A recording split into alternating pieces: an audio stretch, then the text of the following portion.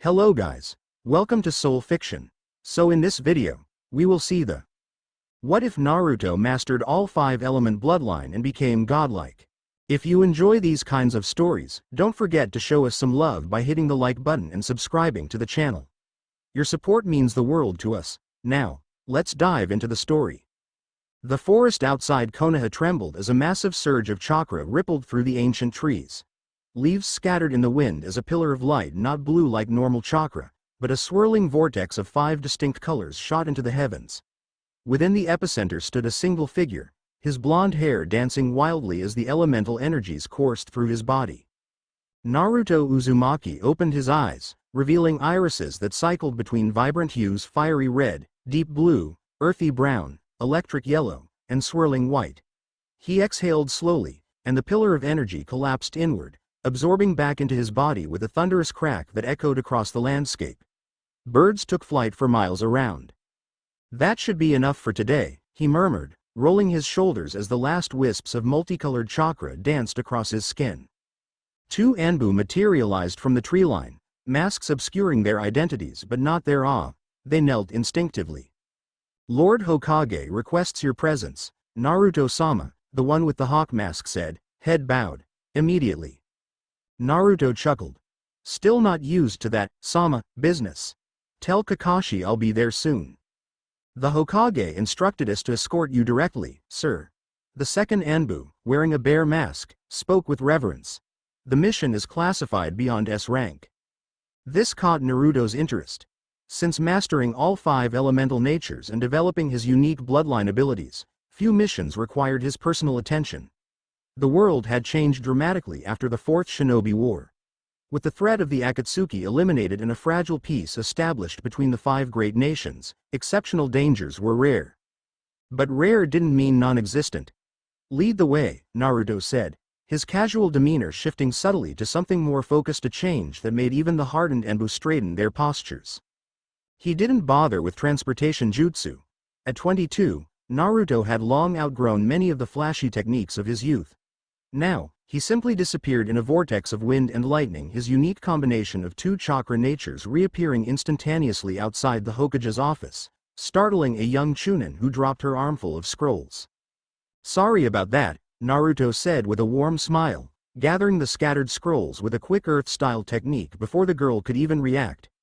The scrolls rose from the ground, neatly arranging themselves in her arms. No problem, Naruto-sama, she stammered, blushing furiously. His blue eyes sparkled with amusement as he knocked on the Hokage's door. The effect he had on people still felt strange sometimes. Not long ago, he'd been the village outcast. Now, wherever he went, shinobi, especially the younger generation, looked at him with something between admiration and reverence. Some things were harder to get used to than godlike power. Enter, came Kakashi's voice. The office was crowded. Kakashi sat behind his desk, his usual lazy demeanor betrayed by a tightness around his visible eye. Shikamaru stood nearby, arms crossed, looking even more serious than usual.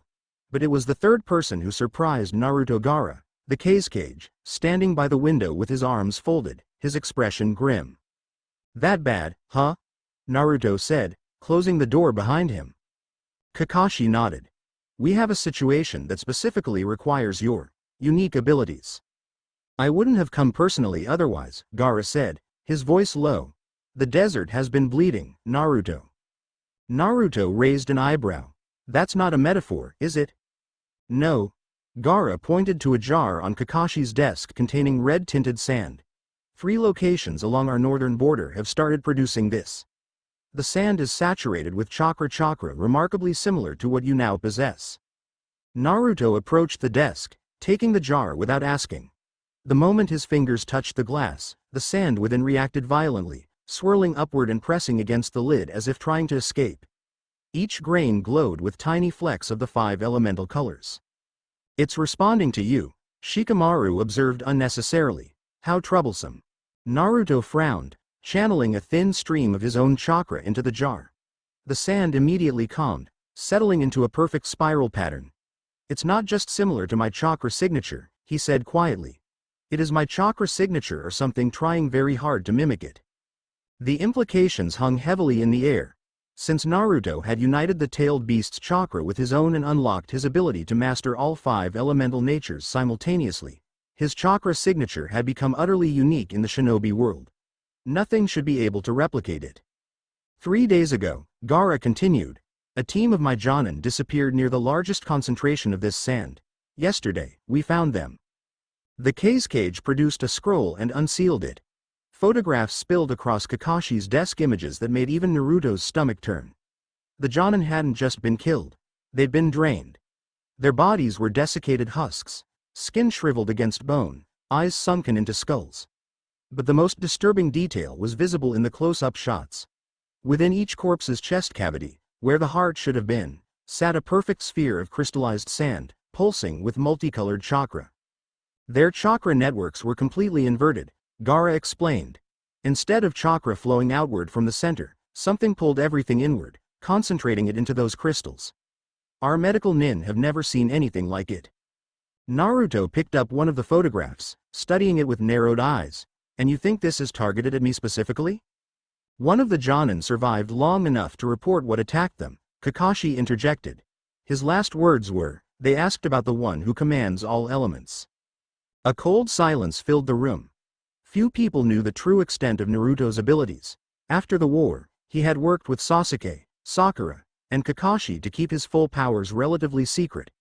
The world didn't need another god to fear or worship. He used his abilities when necessary, but the specific nature of his elemental mastery was not public knowledge. This is reconnaissance disguised as assassination, Shikamaru concluded. Someone's testing your powers by creating replicas, seeing if they can draw you out.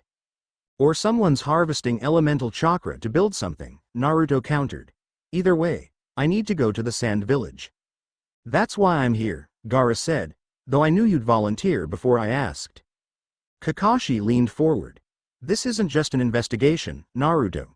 If someone is targeting you or trying to replicate your abilities, we need to shut it down immediately. The political balance between nations is still fragile. Another war would be catastrophic. I understand, Naruto said, his voice hardening. I'll leave immediately. Solo mission. Not entirely solo, came a feminine voice from the window. All heads turned as Sakura Haruno slipped into the room, dressed in her Jonin vest with the red cross of the medical corps emblazoned on the sleeve. Her pink hair was longer now, tied in a practical braid that hung over one shoulder. Her green eyes met Naruto's blue ones with a confidence that hadn't been there years ago. The victims need medical examination by someone who understands unique chakra signatures, she said firmly. And no one has studied yours more than I have. Naruto felt an involuntary smile tug at his lips. Since he'd returned from his 2-year training journey after the war, the journey where he'd unlocked the secrets of elemental harmony, things between him and Sakura had shifted. The childhood crush had matured into something more complex, a connection neither fully acknowledged but both felt intensely. I wasn't planning on arguing, he said with a slight grin. Good, Sakura replied, matching his smile before turning professional again. I've already packed medical supplies and prepared specialized sealing scrolls that should contain any chakra samples we collect. Kakashi nodded. It's decided then. Naruto and Sakura will depart for the sand immediately. Gaara will return ahead of you to prepare for your arrival. This mission is classified as S rank. Report only to myself or Gaara directly. S? You made that up, Naruto said with a snort.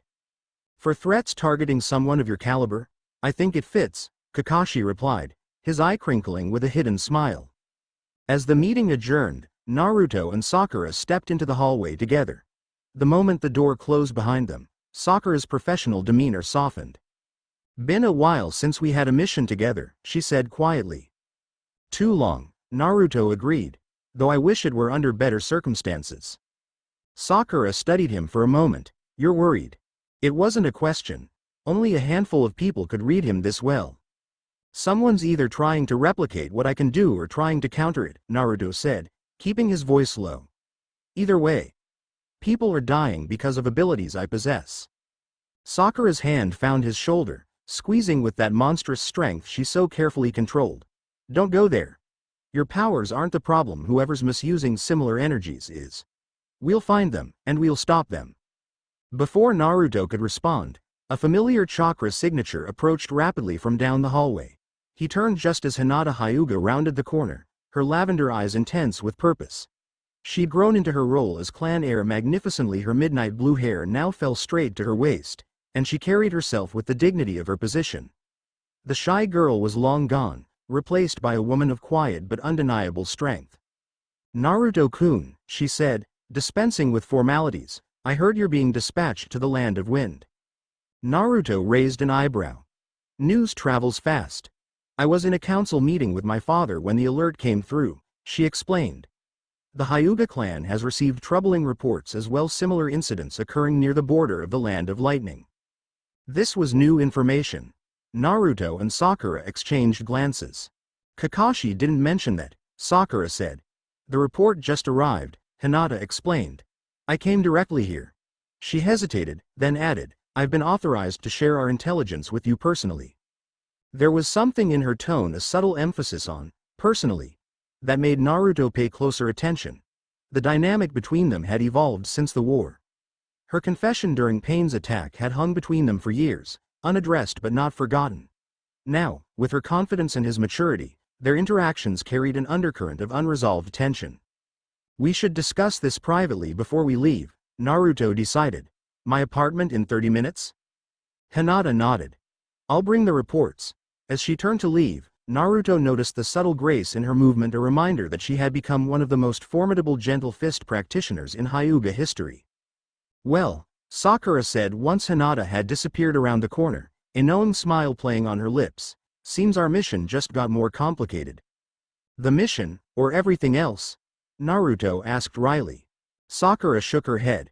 "With you, those are never separate categories." She started walking toward the exit. 30 minutes. "I'll stop by the hospital to grab a few more specialized tools." Naruto watched her go, appreciating the confidence in her stride. Both women had grown tremendously over the years, not just in power, but in presence, and both stirred feelings in him that he'd once thought reserved for a single person. Life, like chakra, had become increasingly complex. 28 minutes later, Naruto's apartment, much larger now than the small unit he'd grown up in, hosted an impromptu mission briefing. Maps covered his dining table, medical scrolls occupied one corner, and Hinata was efficiently organizing intelligence reports along the eastern edge. 3 incidents in the Land of Wind, 2 near Kumogakure, she explained, placing markers on the map. Each location experienced unusual elemental disturbances before the attacks. Sandstorms in places with no sand. Water sources freezing in summer. Lightning strikes from clear skies. "Elemental chaos," Naruto muttered, studying the pattern. "They're not random locations either." Sakura leaned over the table. "They form a perfect pentagon if you connect them." She traced lines between the markers, revealing the geometric pattern. "And if you calculate the center point." "It's here," Naruto said, placing his finger exactly where the center would be, a location in the Land of Rivers, directly between fire and wind country. An area known for having natural occurrences of all 5 elemental chakras in close proximity. "The convergence point," Hinata confirmed. Ancient texts in the Hyuga archives refer to it as a place where the boundaries between elemental natures blur naturally. Naruto's eyes narrowed.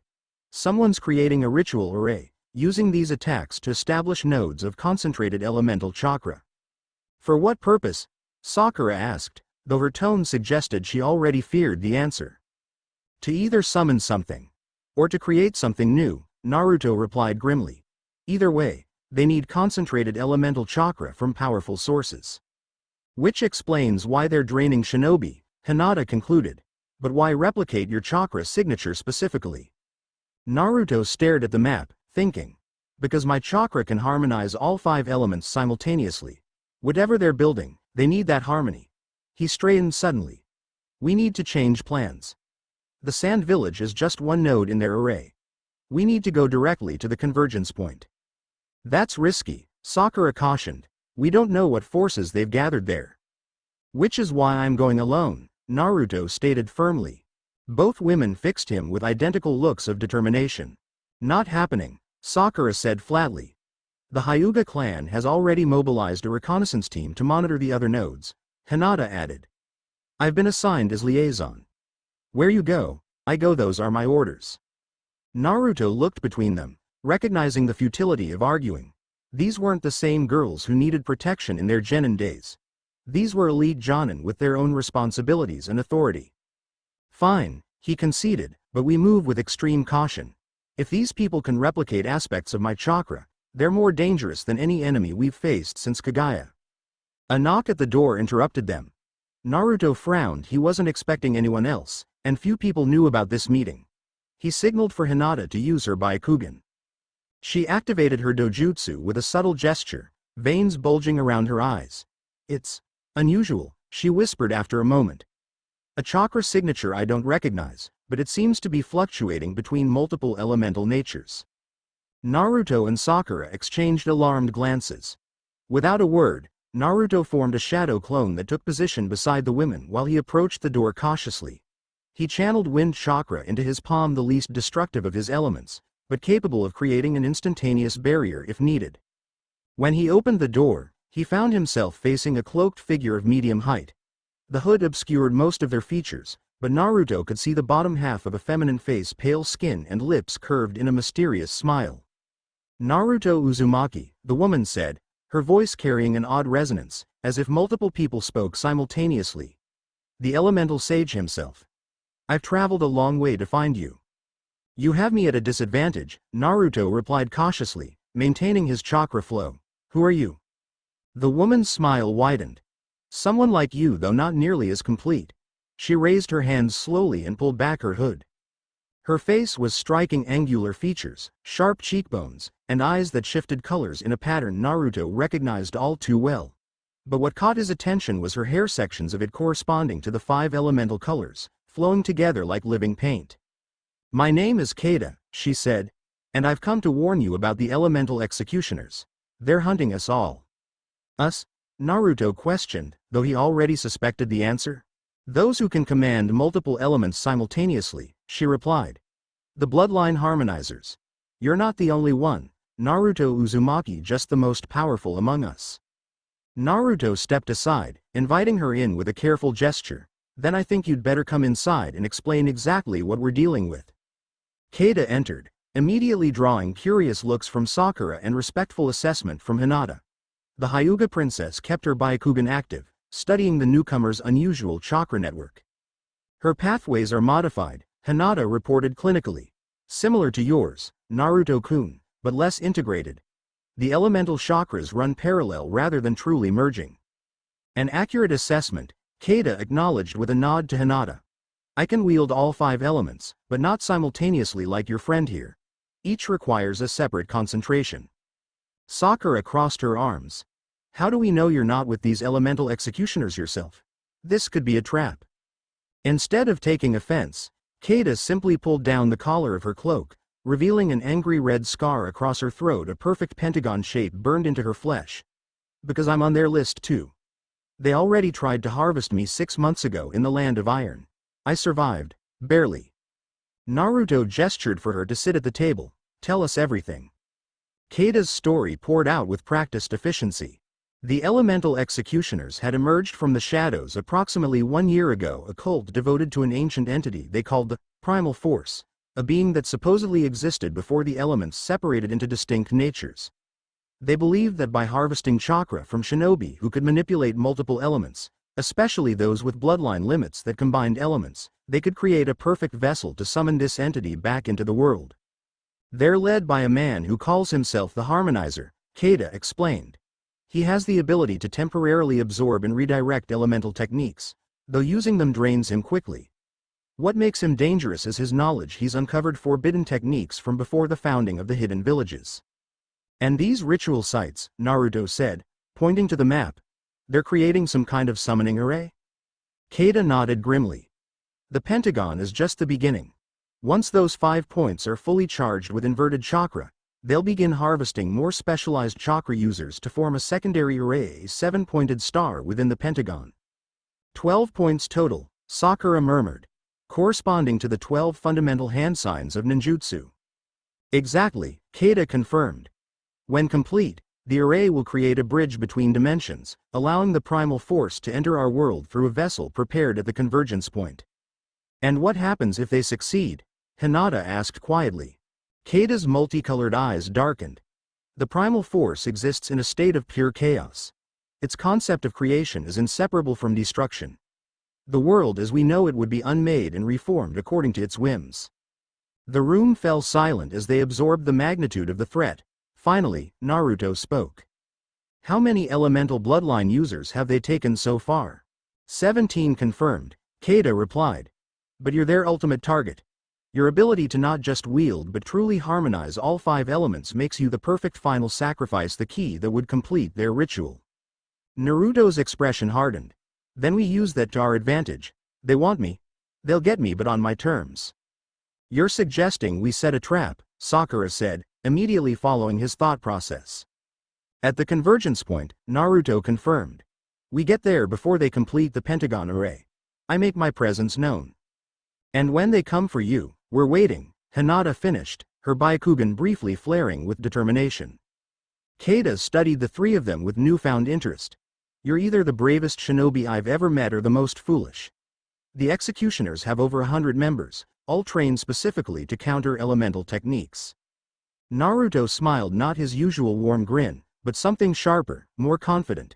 A subtle pressure filled the room as he allowed a fraction of his chakra to surface, his eyes cycling through elemental colors.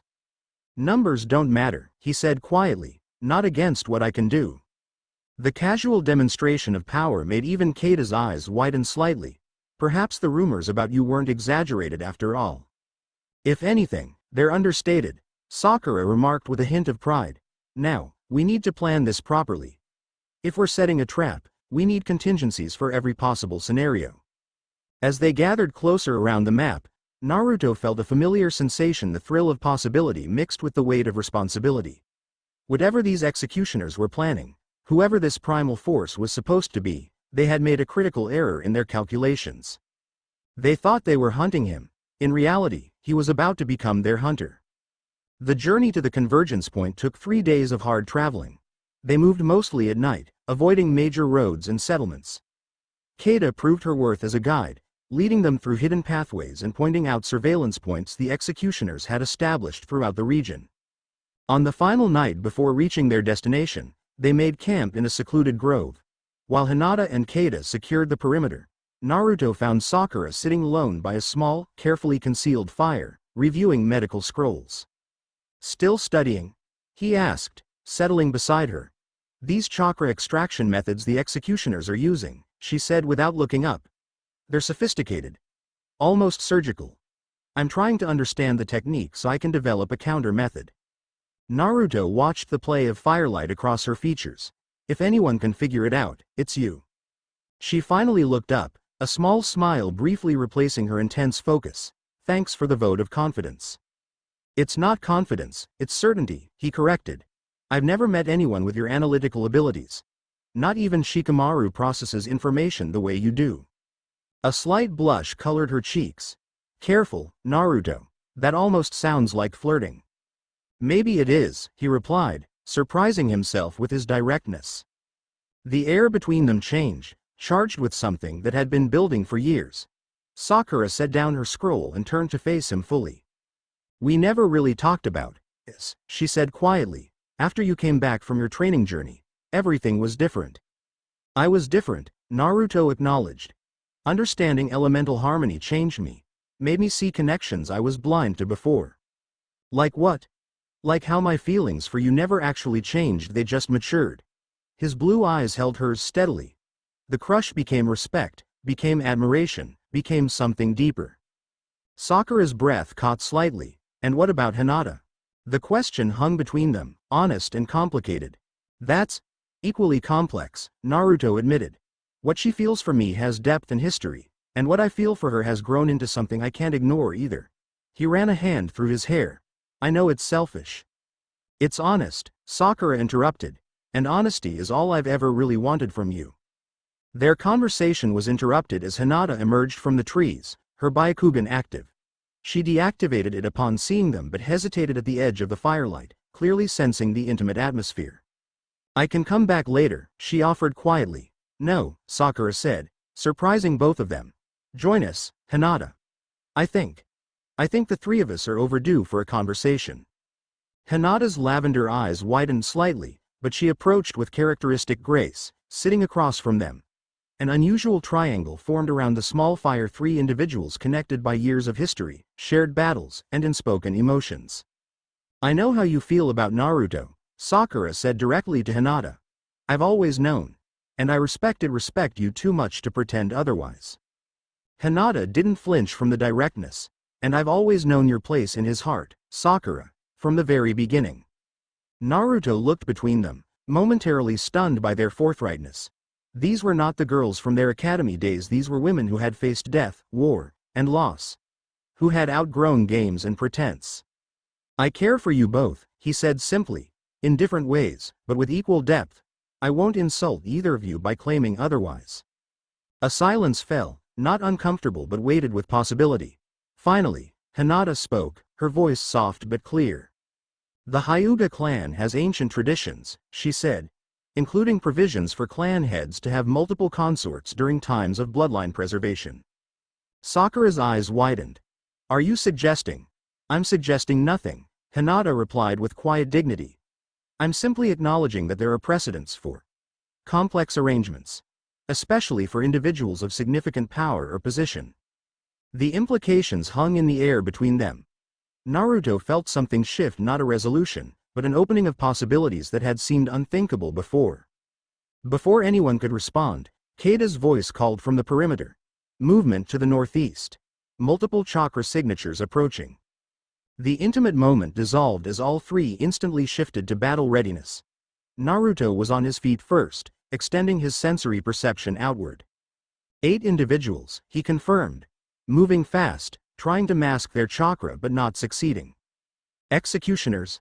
Sakura asked, already pulling on her combat gloves. "No," Hinata answered, her Byakugan providing greater detail. "Bandits, most likely. Opportunists. They've detected our camp and think we're vulnerable travelers." Naruto's expression darkened. "We don't have time for this distraction." "I'll handle it," Hinata said firmly. "You and Sakura prepare for tomorrow. Keida and I can manage a few bandits." Before either could protest, she was moving through the trees with silent efficiency, Keida following close behind. Naruto watched them go, impressed by Hinata's decisiveness. "She's right," Sakura said, returning to her scrolls. "We need to conserve your chakra for tomorrow." Naruto nodded, though he kept his senses extended, monitoring the situation. What happened next surprised even him. The bandits never knew what hit them. Hinata moved like a phantom through their formation, her gentle fist strikes precisely targeting chakra points with devastating efficiency. She didn't waste energy or movement each step. Each strike was perfectly calibrated. 3 bandits were unconscious before the others even realized they were under attack. Keida proved equally impressive, shifting between elemental techniques with practiced fluidity. A water whip here, an earth snare there, never using more power than necessary, but combining elements in ways that kept the bandits disoriented and confused. Within minutes, all 8 attackers were incapacitated without a single lethal blow. "They've grown so strong," Naruto murmured, allowing himself a moment of admiration. Sakura looked up from her scrolls, following his gaze into the darkness. "We all have," she said quietly. "That's what survival does." Hinata and Keida returned shortly after, neither showing any signs of exertion from the brief skirmish. "They won't wake until morning," Hinata reported. "I've blocked their chakra networks temporarily." "Good work," Naruto acknowledged. "Both of you." Keida nodded briefly in acknowledgement before moving to the opposite side of the camp, giving them privacy once more. The interrupted conversation hung between the 3 of them, but with tomorrow's confrontation looming, none seemed eager to resume it. "We should rest," Sakura finally said. "Tomorrow will test all of us." As they settled into their respective sleeping positions, Naruto found himself in the middle, with Sakura and Hinata on either side, close enough to sense, far enough to maintain propriety.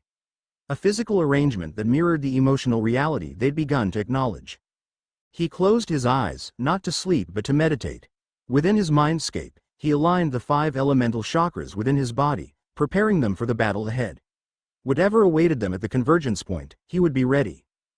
Dawn broke over the bizarre landscape of the convergence point in a spectacular array of elemental manifestations. To the east, the sunrise ignited natural gases that perpetually escaped from fissures in the ground, creating curtains of flame that danced against the morning sky. To the west, a waterfall flowed upward against gravity, feeding clouds that swirled in perfect circles. The north featured floating islands of earth, suspended by unknown forces, while the southern approach was in a constant state of electrical storm, lightning arcing between crystal formations that grew from the ground like metallic trees.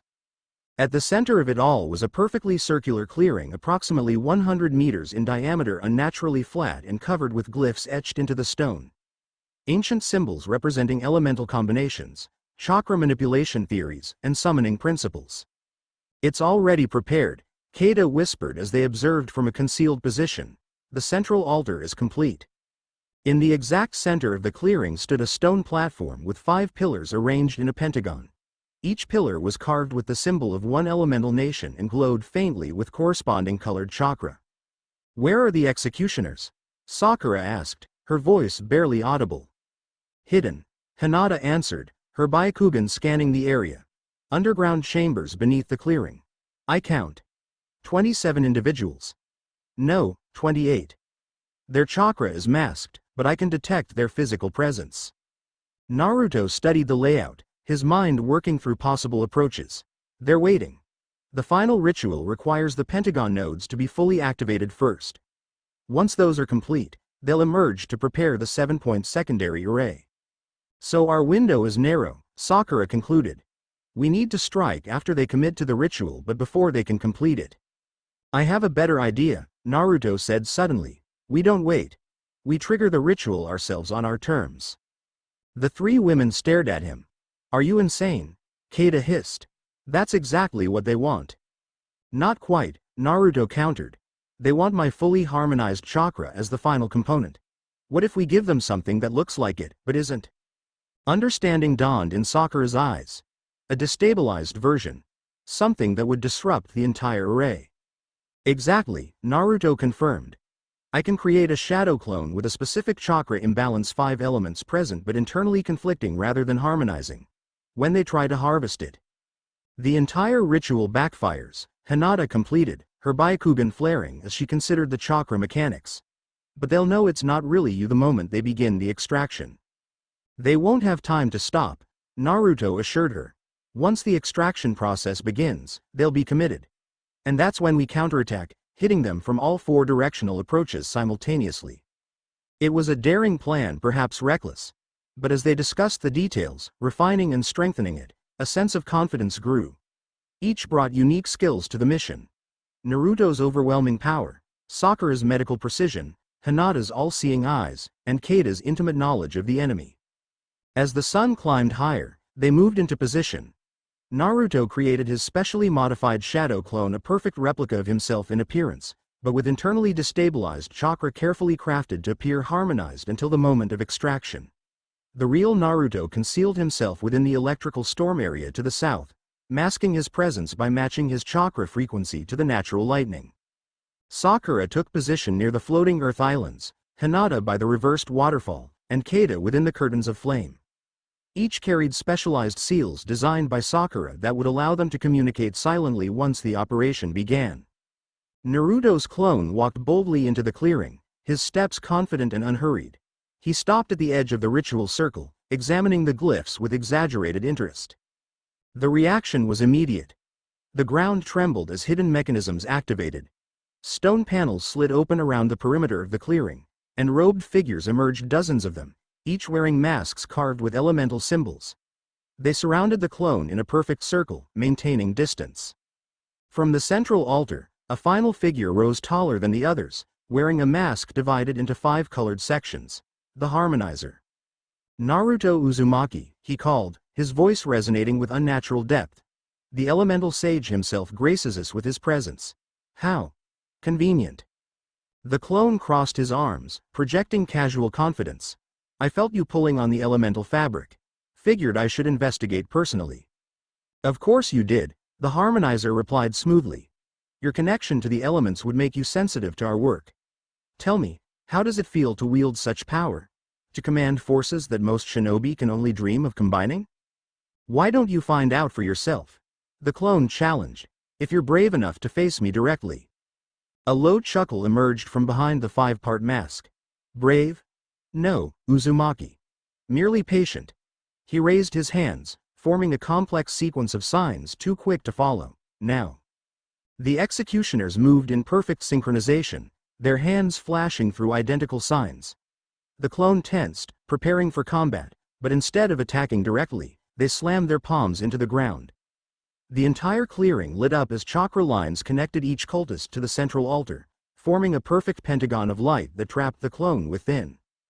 The boundary is established, the harmonizer announced. Begin the extraction sequence. 5 senior executioners stepped forward, each positioning themselves at one point of the glowing pentagon. They wore more elaborate robes, with symbols indicating mastery of one specific element. As they knelt and pressed both palms to the ground, the clone felt a powerful tugging sensation across his entire chakra network. "You really think you can extract my chakra against my will?" the clone asked, feigning strain while allowing the process to continue. "I'm not some genin you can harvest." The harmonizer approached, stopping just outside the pentagon barrier. "Your will is irrelevant, sage. This technique was ancient when the first Hokage was in his cradle. It doesn't extract chakra from your body, it extracts it from reality itself, pulling on the elemental connections you've established with the world." As he spoke, visible strands of multicolored chakra began to flow out from the clone's body, drawn toward the 5 kneeling executioners. Each strand separated by elemental affinity: fire to the east, water to the west, earth to the north, lightning to the south, and wind flowing upward toward the sky. From his hiding place, the real Naruto watched intently through his clone's eyes. The extraction was proceeding exactly as they'd planned. He sent a pulse of chakra through Sakura's communication seal, signaling the others to prepare. Inside the pentagon, the clone dropped to one knee, giving a convincing performance of being weakened by the extraction. The flow of elemental chakra intensified, swirling violently around the pentagon. "Something's wrong," one of the kneeling executioners suddenly called out. "The elements aren't harmonizing correctly." The harmonizer stepped closer, studying the chaotic flow. "Impossible. His chakra is..." His eyes widened behind his mask. "It's a shadow clone." "Too late," the clone said with a grin, looking directly into the harmonizer's masked face. "The catalyst has already begun." Before anyone could react, the clone deliberately destabilized its internal chakra structure completely. The 5 elemental strands being extracted suddenly repulsed each other violently, creating a catastrophic chain reaction throughout the pentagon array. A blinding flash erupted as the clone dispelled itself, sending a shockwave of conflicting elemental chakra coursing through the ritual circle. The 5 senior executioners screamed as their bodies absorbed the backlash, each one becoming a conduit for elemental chaos.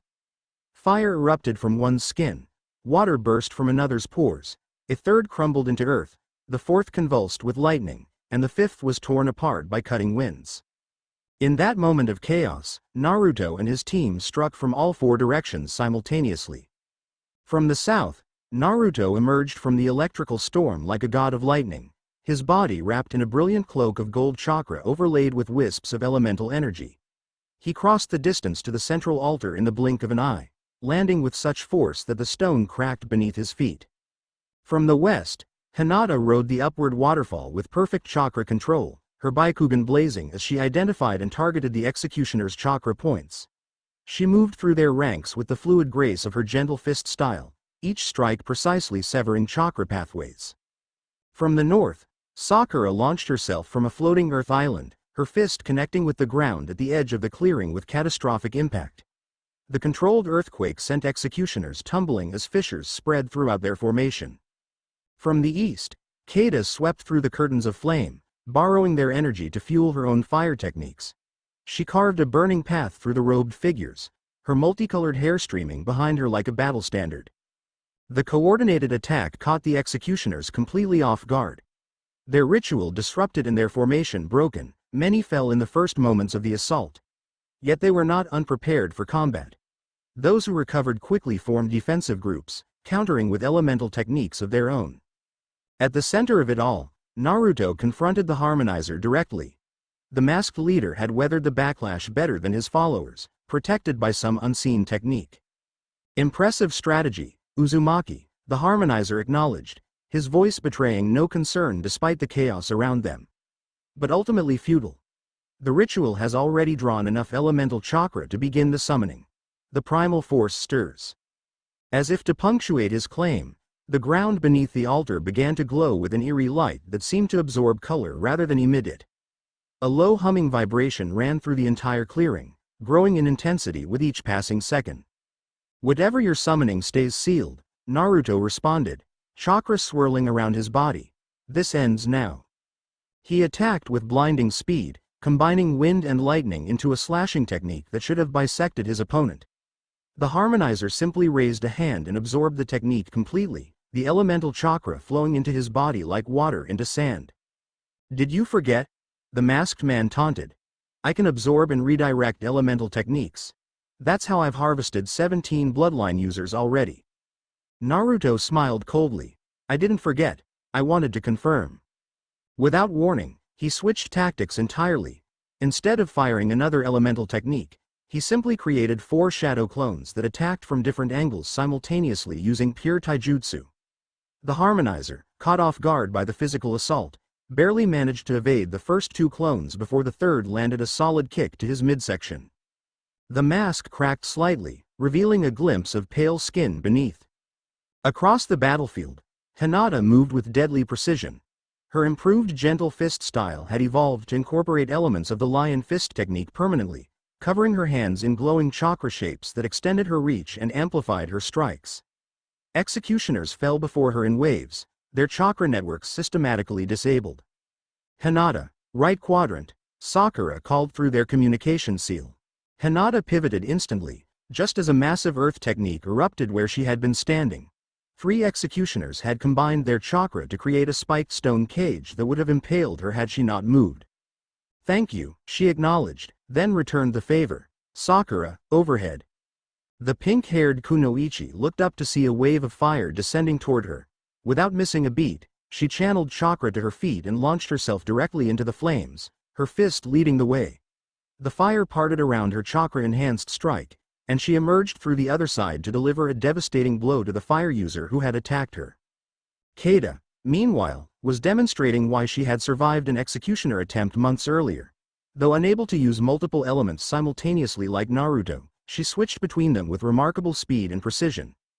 A water technique to counter fire, followed immediately by an earth wall to block lightning, transitioning seamlessly to wind blades that cut through an approaching group of cultists. At the altar, Naruto's battle with the harmonizer intensified. The masked leader had recovered from the initial taijutsu assault and was now fighting with a unique style that incorporated aspects of all 5 elemental taijutsu forms flowing like water one moment, solid as earth the next, swift as wind, sharp as lightning, and explosive as fire. "You're not the only one who understands elemental harmony," the harmonizer said as he narrowly avoided a Rasengan that shattered one of the altar's stone pillars. "I've devoted my life to this pursuit." "There's a difference," Naruto replied, seamlessly creating more shadow clones to replace those that had been dispelled. "You harvest power. I earned mine." The harmonizer laughed a hollow sound behind his cracked mask. "Earned? You were blessed by circumstance. The 9 tails sealed within you, trained by legendary shinobi, born with Uzumaki vitality. I had to claw my way to understanding through sacrifice and study." As they fought, the strange, colorless light beneath the altar grew more intense. The humming had become a pulsating throb that seemed to resonate with the heartbeats of everyone in the clearing. The air itself felt thinner, as if reality was being stretched. "Naruto," Sakura called through their connection. "Whatever they're summoning is still coming through." The ritual wasn't completely disrupted.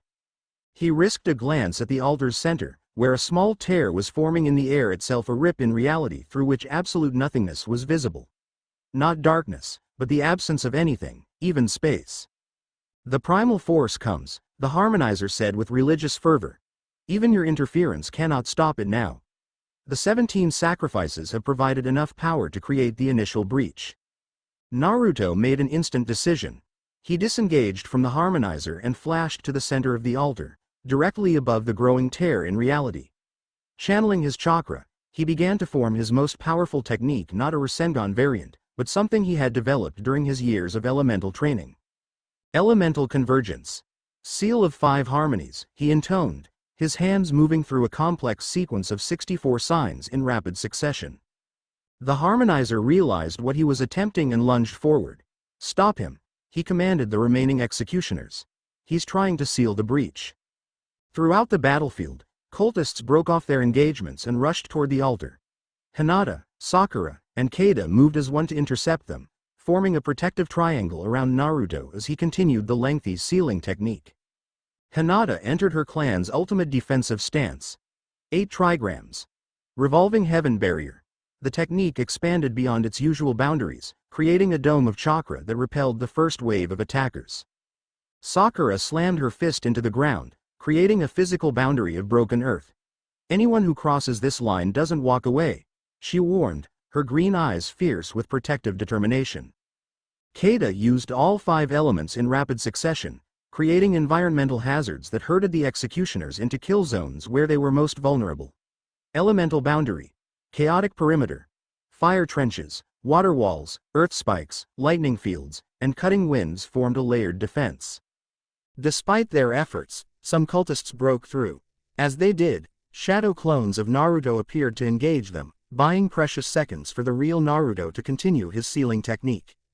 The harmonizer himself approached with frightening speed, having absorbed enough elemental chakra from the battlefield to enhance his physical abilities.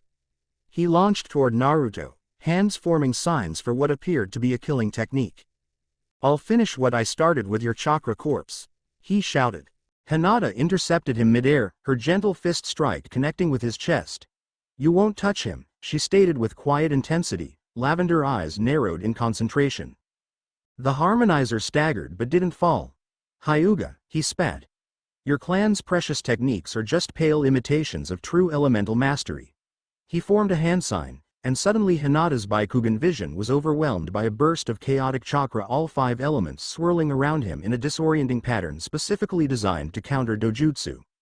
She faltered momentarily, and the harmonizer pressed his advantage, striking with a lightning-enhanced palm thrust aimed at her heart.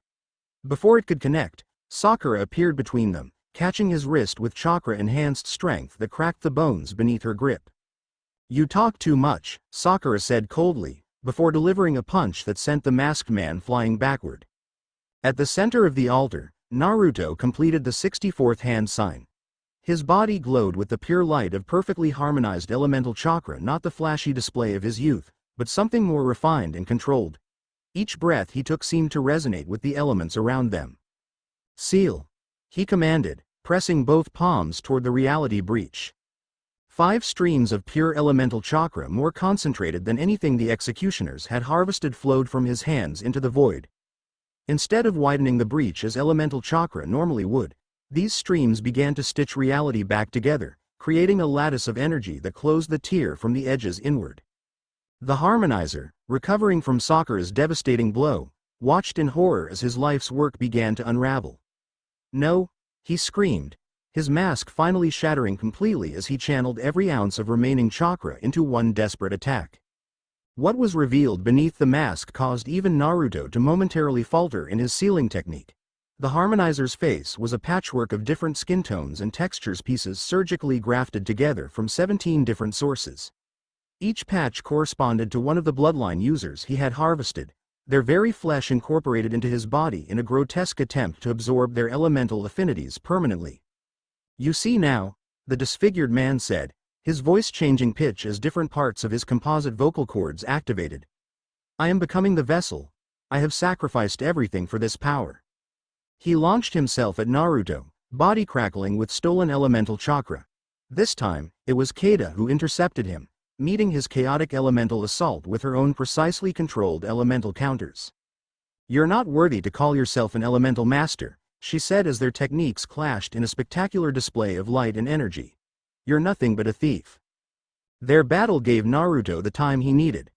The reality breach contracted rapidly under the influence of his sealing technique, shrinking from the size of a door to the size of a plate, then to a coin, and finally to a pinpoint of nothingness that winked out with a sound like a distant thunderclap.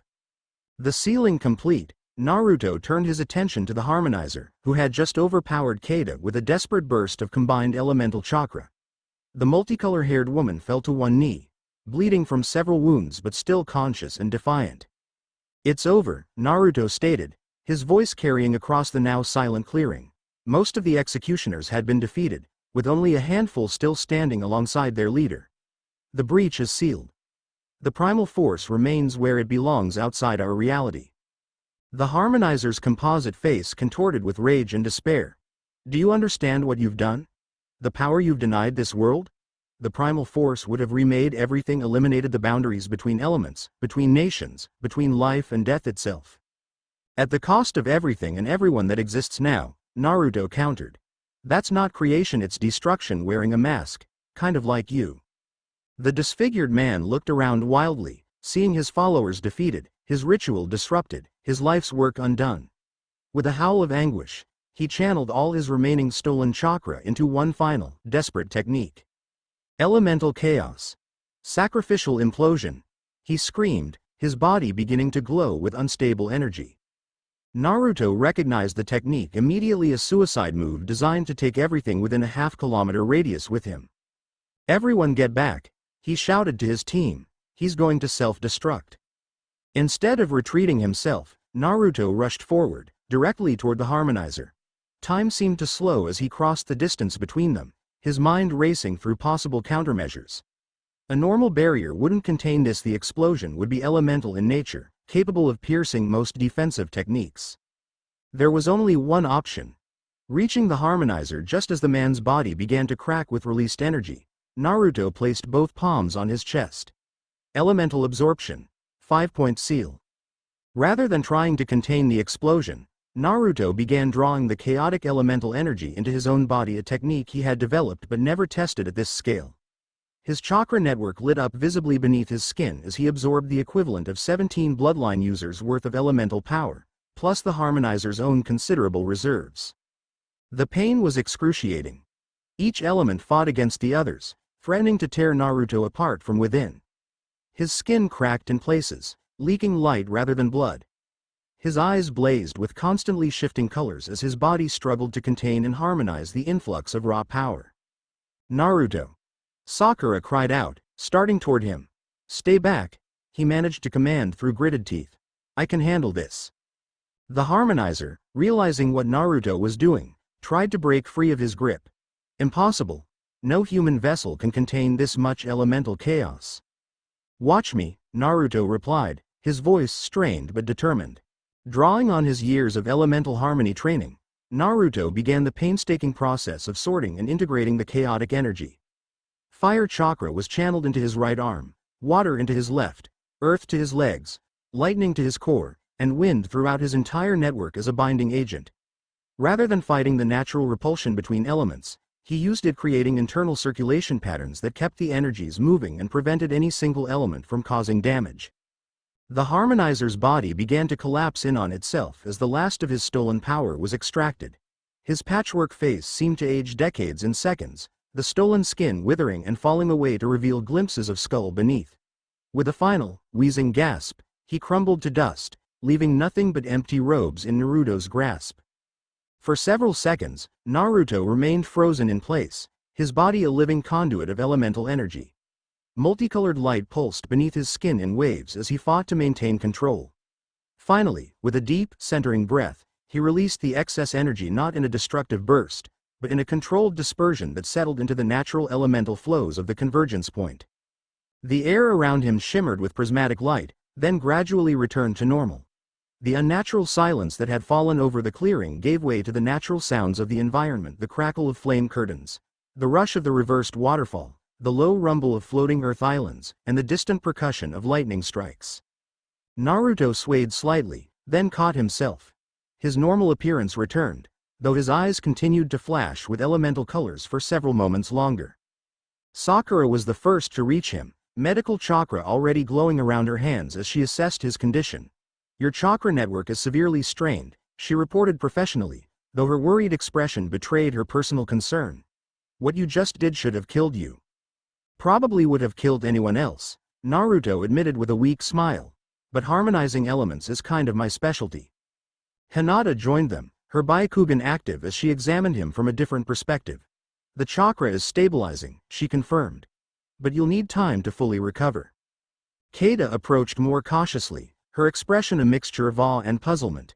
I've studied elemental users my entire life, and I've never seen anyone absorb that much chaotic energy without being torn apart. How did you manage it? Naruto's smile turned thoughtful. The secret isn't fighting the chaos, it's working with it. The elements don't want to destroy each other. They want to find balance. You just have to help them get there. As the implications of their victory settled over the group, they became aware of the scattered executioners who remained, some unconscious, others kneeling in surrender. The cult's power was broken, their leader destroyed, their ritual disrupted. What do we do with them? Keita asked, gesturing toward the survivors. We take them back to Konoha, Naruto decided. They'll face justice for the 17 lives they took.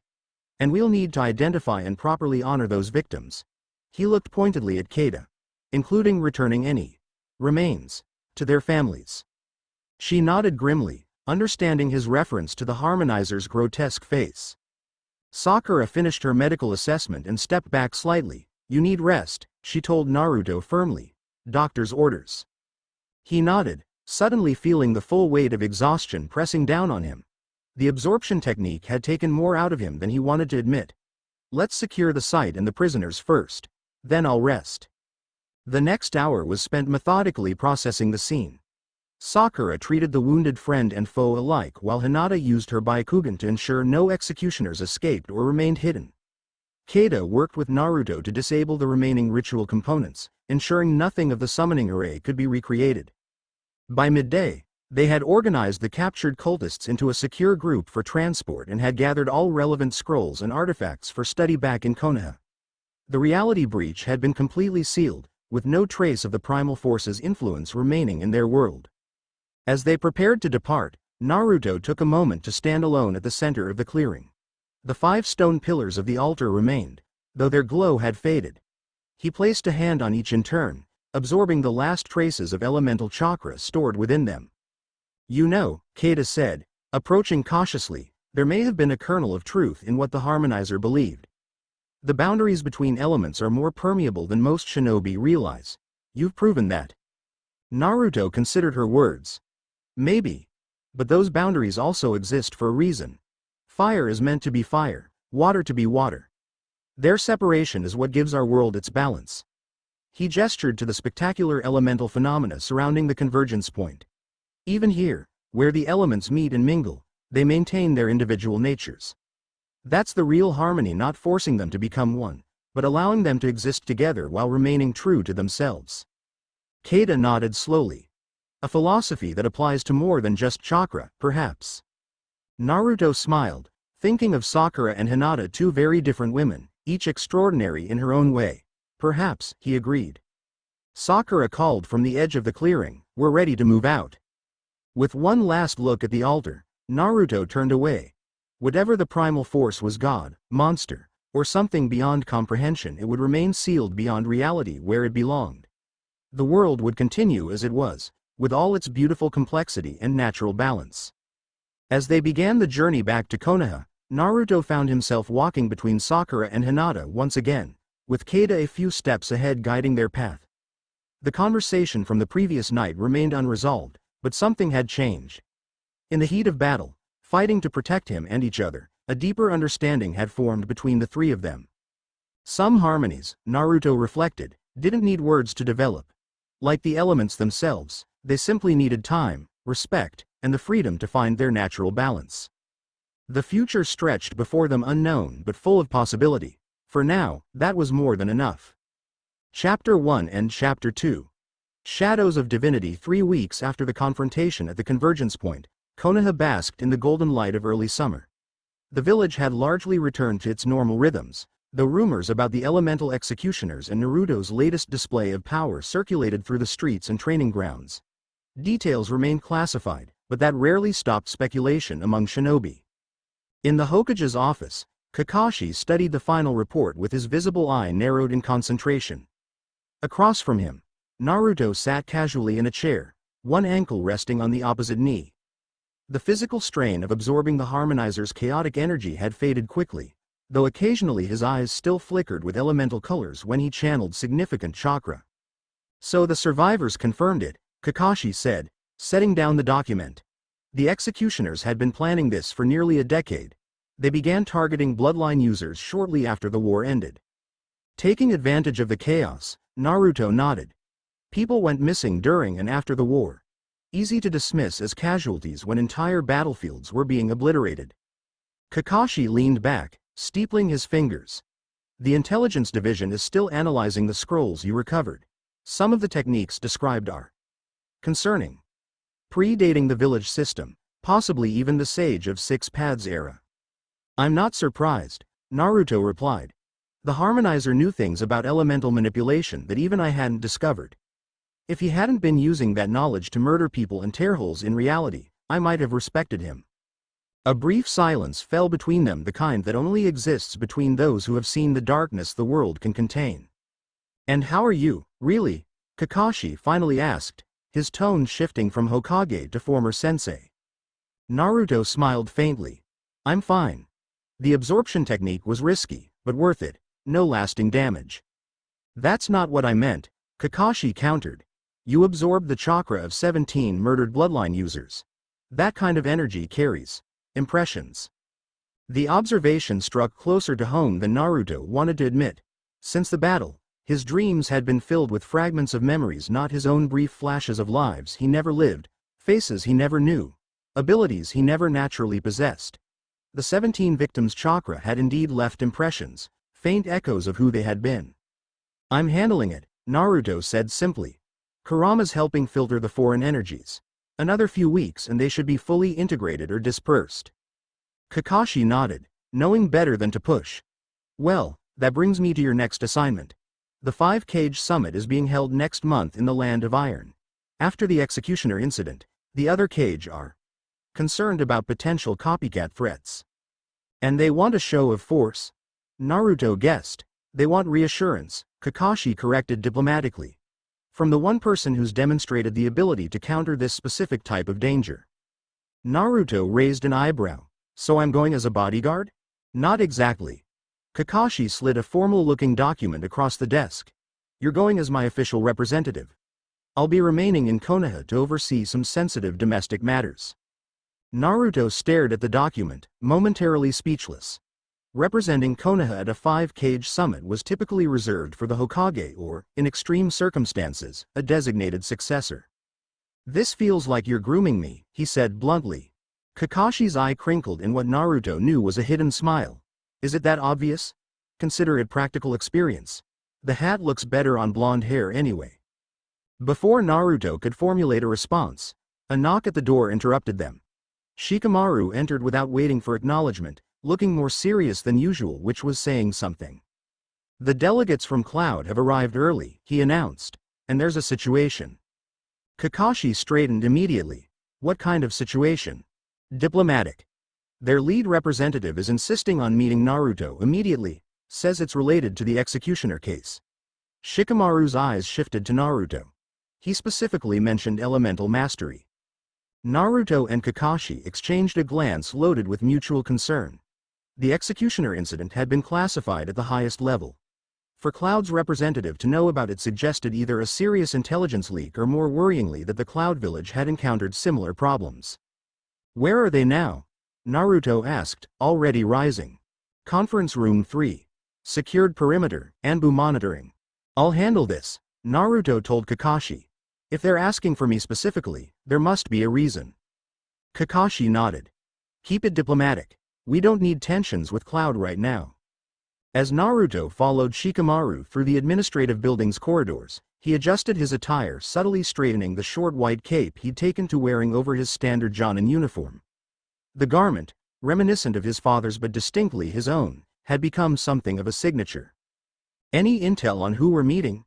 Naruto asked quietly. Darui sent his top advisor, Yoro Kazan, Shikamaru replied.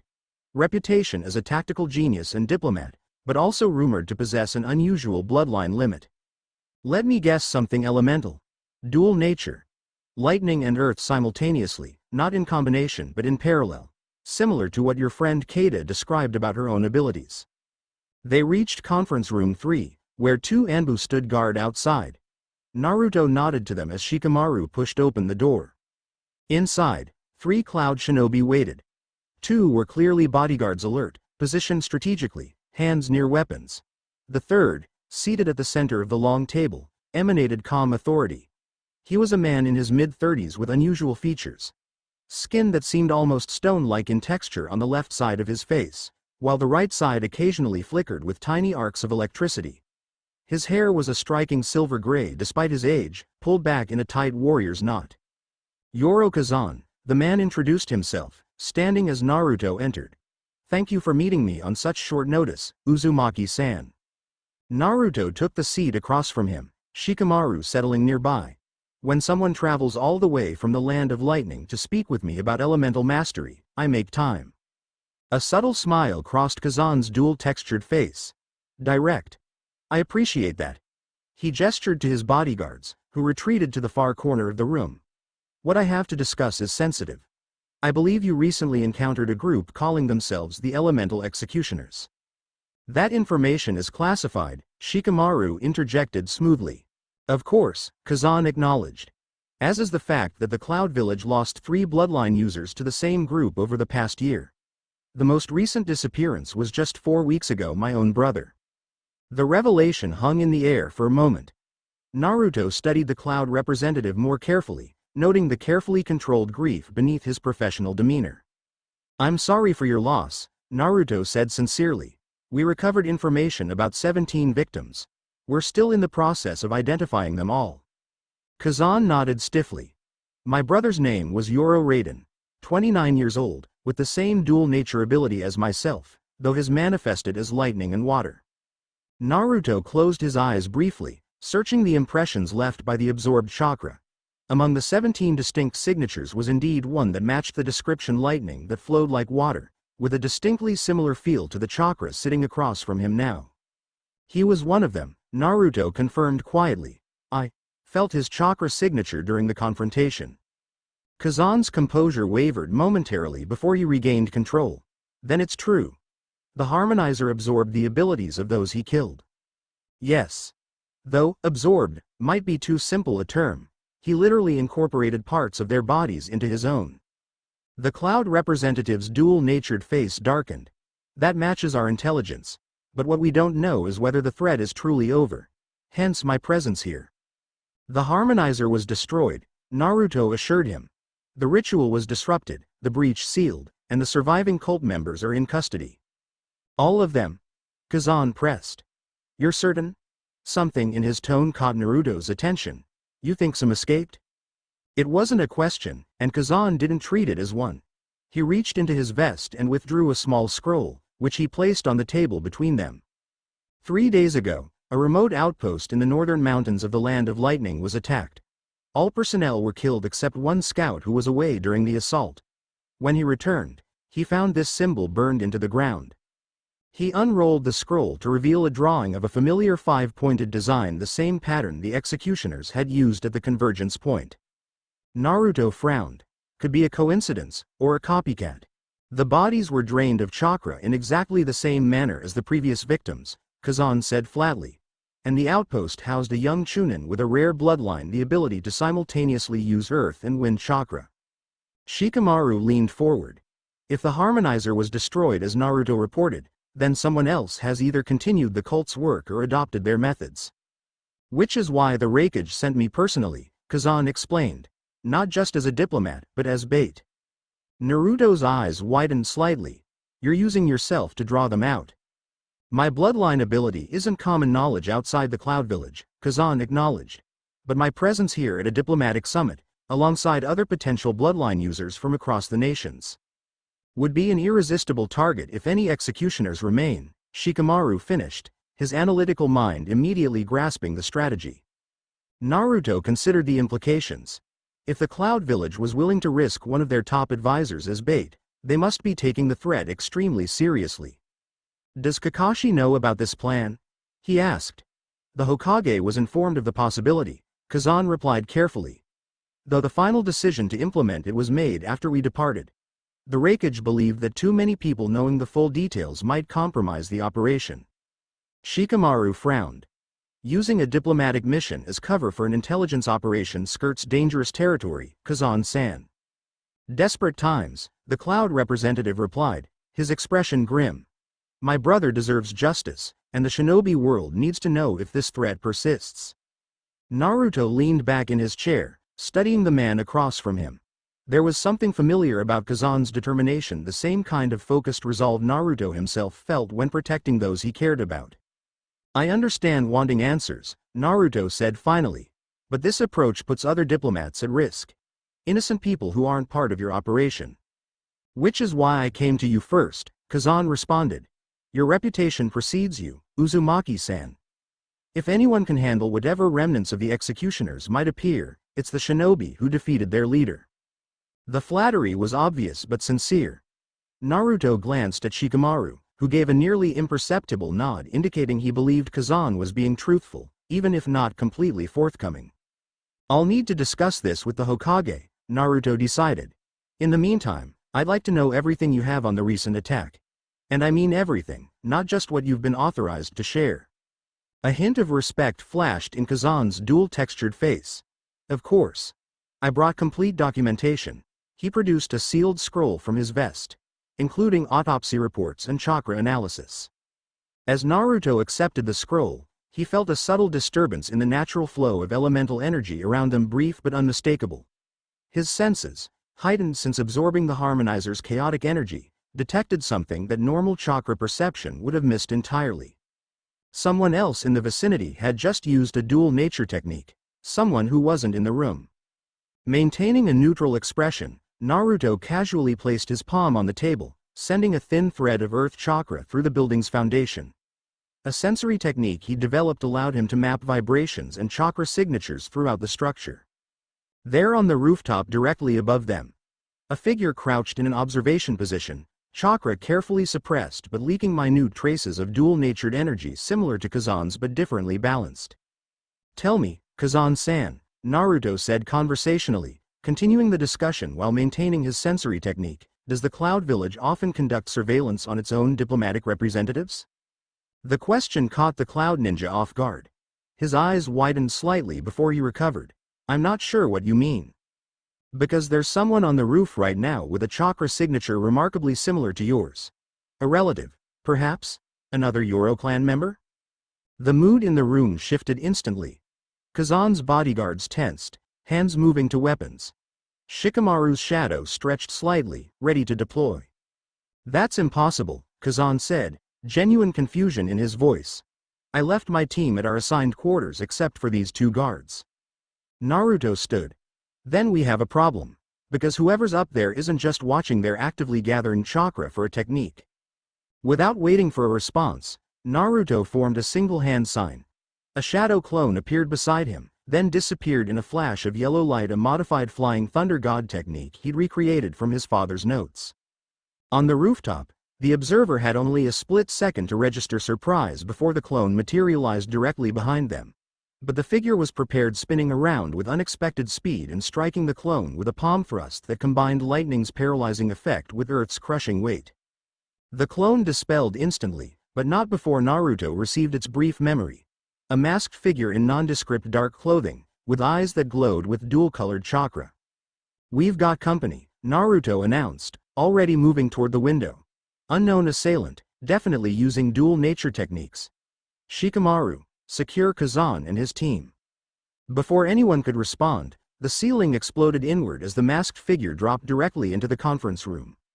Debris scattered across the table as the intruder landed in a predatory crouch, dual-natured chakra now flaring visibly around their hands, right hand crackling with lightning, left hand encased in stone. Found you, brother, the figure said in a distorted voice, staring directly at Kazan. The cloud representative went pale. It can't be. The mask concealed the intruder's features, but the voice, despite its distortion, carried familiar tones that seemed to shake Kazan to his core. Raiden, he whispered. The masked figure tilted its head. What remains of him? With blinding speed, the intruder lunged toward Kazan, hands extended like claws. Naruto intercepted in a blur of movement, catching the attacker's wrists mid-strike. The contact sent dual-natured chakra surging up his arms, painful but not debilitating thanks to his own elemental mastery. I don't know who or what you are, Naruto said through gritted teeth, but attack a diplomat in our village, and you deal with me. The masked figure struggled against his grip for a moment before abruptly changing tactics. Instead of pulling away, they surged forward, pressing their forehead directly against Naruto's. The vessel greets the catalyst, the distorted voice whispered.